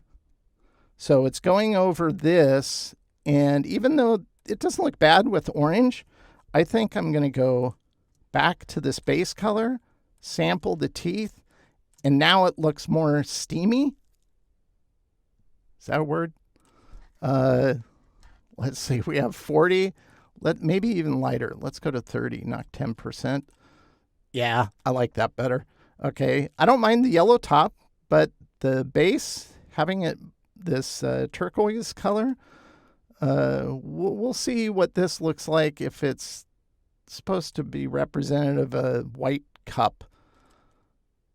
Do you guys, this is where it'd be interesting to see what you think. Does this look good or does this look good? The more I look at it, I think I like it, the full value. I think it works fine. So now I'm just going to take one last look at it and decide if there's any more tweaks. I think this looks pretty good. What color is this? Is it the lighter red? Yeah, okay, that's fine.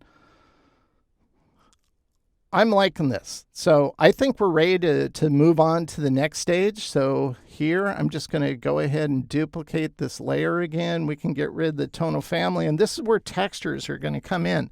So there's a texture I created years ago called Scorn Dermis. And so all I'm going to do is I'm going to go to my keyboard shortcut, which is to place, and that command is under File. But notice I have F10, so I never go there. I just hit F10.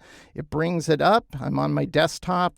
Here's my textures. Here's a texture I created a long time ago. Maybe this has the date on it.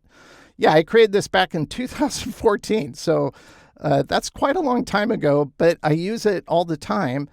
And we'll go ahead and place it into Illustrator. You can see all this is I took a craft piece of paper a long time ago, scanned it in, using flatbed scanner, and just blew it out in Photoshop just to get these artifacts that were in the paper. And I just put it over the top of something like this. And I like using bitmap TIFFs. I'm not going to image trace this. That makes, in my opinion, textures look horrible. So I never do that. I use bitmap TIFF images to do most of my texturing, unless it's vector brushes, of course. So we're going to take this, and all I'm going to do on this one is what I usually do is I just color it white, like that. So a bitmap TIFF, the white background in the bitmap TIFF is transparent by default. And then the black pixels, you can color anything you want.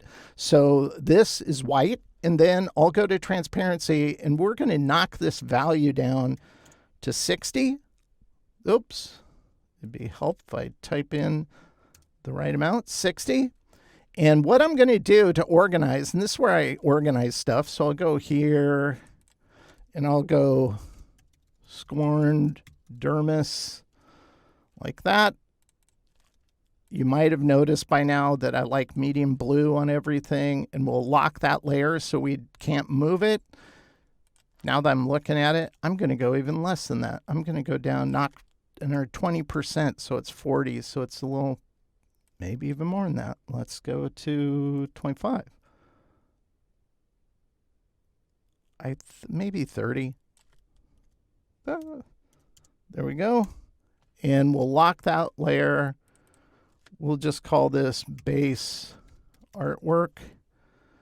I'm going to create, well, actually, we'll use the temp layer since we have nothing on it. And I'm going to go ahead and go to my F10 key and hit it. And that's going to bring up another one. We want to load another one called speckles, light speckles specifically. And I don't remember when I created this one. Let's see. I'm curious now. Oh, same year, 2014. So this is pretty old too. And the thing about this is the way I created this is I had taken a toothbrush. You can see this is a pretty large one. So we'll go ahead and size it down. Take a toothbrush into ink, and then I just flick it at paper to get these speckles. And sometimes they're dense. So I take it into Photoshop and I blow it out so I can create one that's light like this, one that's more heavy. And there's a grainy one we're going to be using where it's a good example of one where other than the contrast, it's almost exactly what it was when I created it. And I used an old toothbrush to create these, so don't throw your old toothbrush away. Analog methods that work for artists for years are still great. They still work great. You can see this one is made for vertical. So this is an example where I just kind of rotate it. We'll size it down. And because it's larger, if you size up with the texture, yes, you are going to, it'll pixelate a little more, but you know what? It's a texture. Nobody's going to notice. That's the beauty about it. Is textures are timeless. And on this one, we just want to colorize this the darkest color, which is our purple, like that.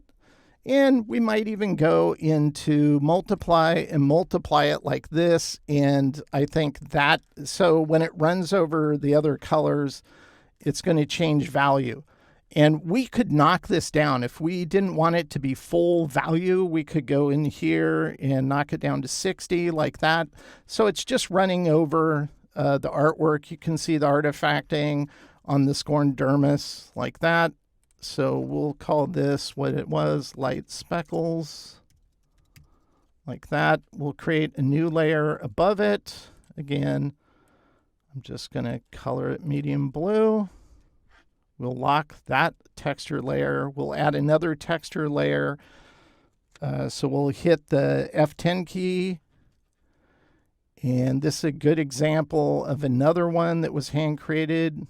I don't remember when this one was done. Oh, this one's older, 2013, so even older. Place it. And you can see this one has a lot of, it's more dense. And I actually compiled it. That's why it's called that, because I brought it into Photoshop and brought multiple copies of other ones and kind of combined them all together. And that's what we want to do here is we want to go ahead and select orange. We want to get some of these other colors that we have in our composition, and we want to utilize them to kind of bring that organic quality into it. So I'll just adjust the opacity here. I don't want it to be overt, so we'll change it to 40. We'll multiply it. That way it starts interacting. We'll name this layer grainy compiled, like that. We'll lock it. When I was in high school, I had a typing class, and they all used Selectric typewriters. And I remember our typing, this is just a rabbit trail for no other reason than it popped into my head. I can't remember the teacher's name, but man, when she got on the IBM Selectric, sounded like a machine gun going off. That's how fast she was when she was typing. Okay, we're going to do, I think, one more texture, and the next texture is also the grainy compiled one. So what we're going to do is unlock this channel. I'm going to select this. I'm going to clone it, Command-C, Command-F, and I'm just going to move it to this layer, relock that layer. Now, why am I doing this? Because we're just taking this and rotating it 180 degrees so it doesn't exactly line up with the previous usage of this texture. And this one, we can go ahead and colorize. We'll colorize the teal color. Let's see, we had it 40. Maybe we make this 60, and we'll just leave multiply on it like that.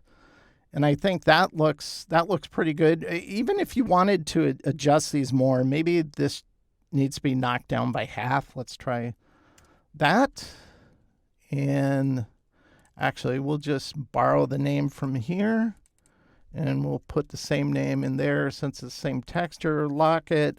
And let's go ahead and zoom in, and you can see how these textures kind of interact. Now, this is just on the fly. I usually...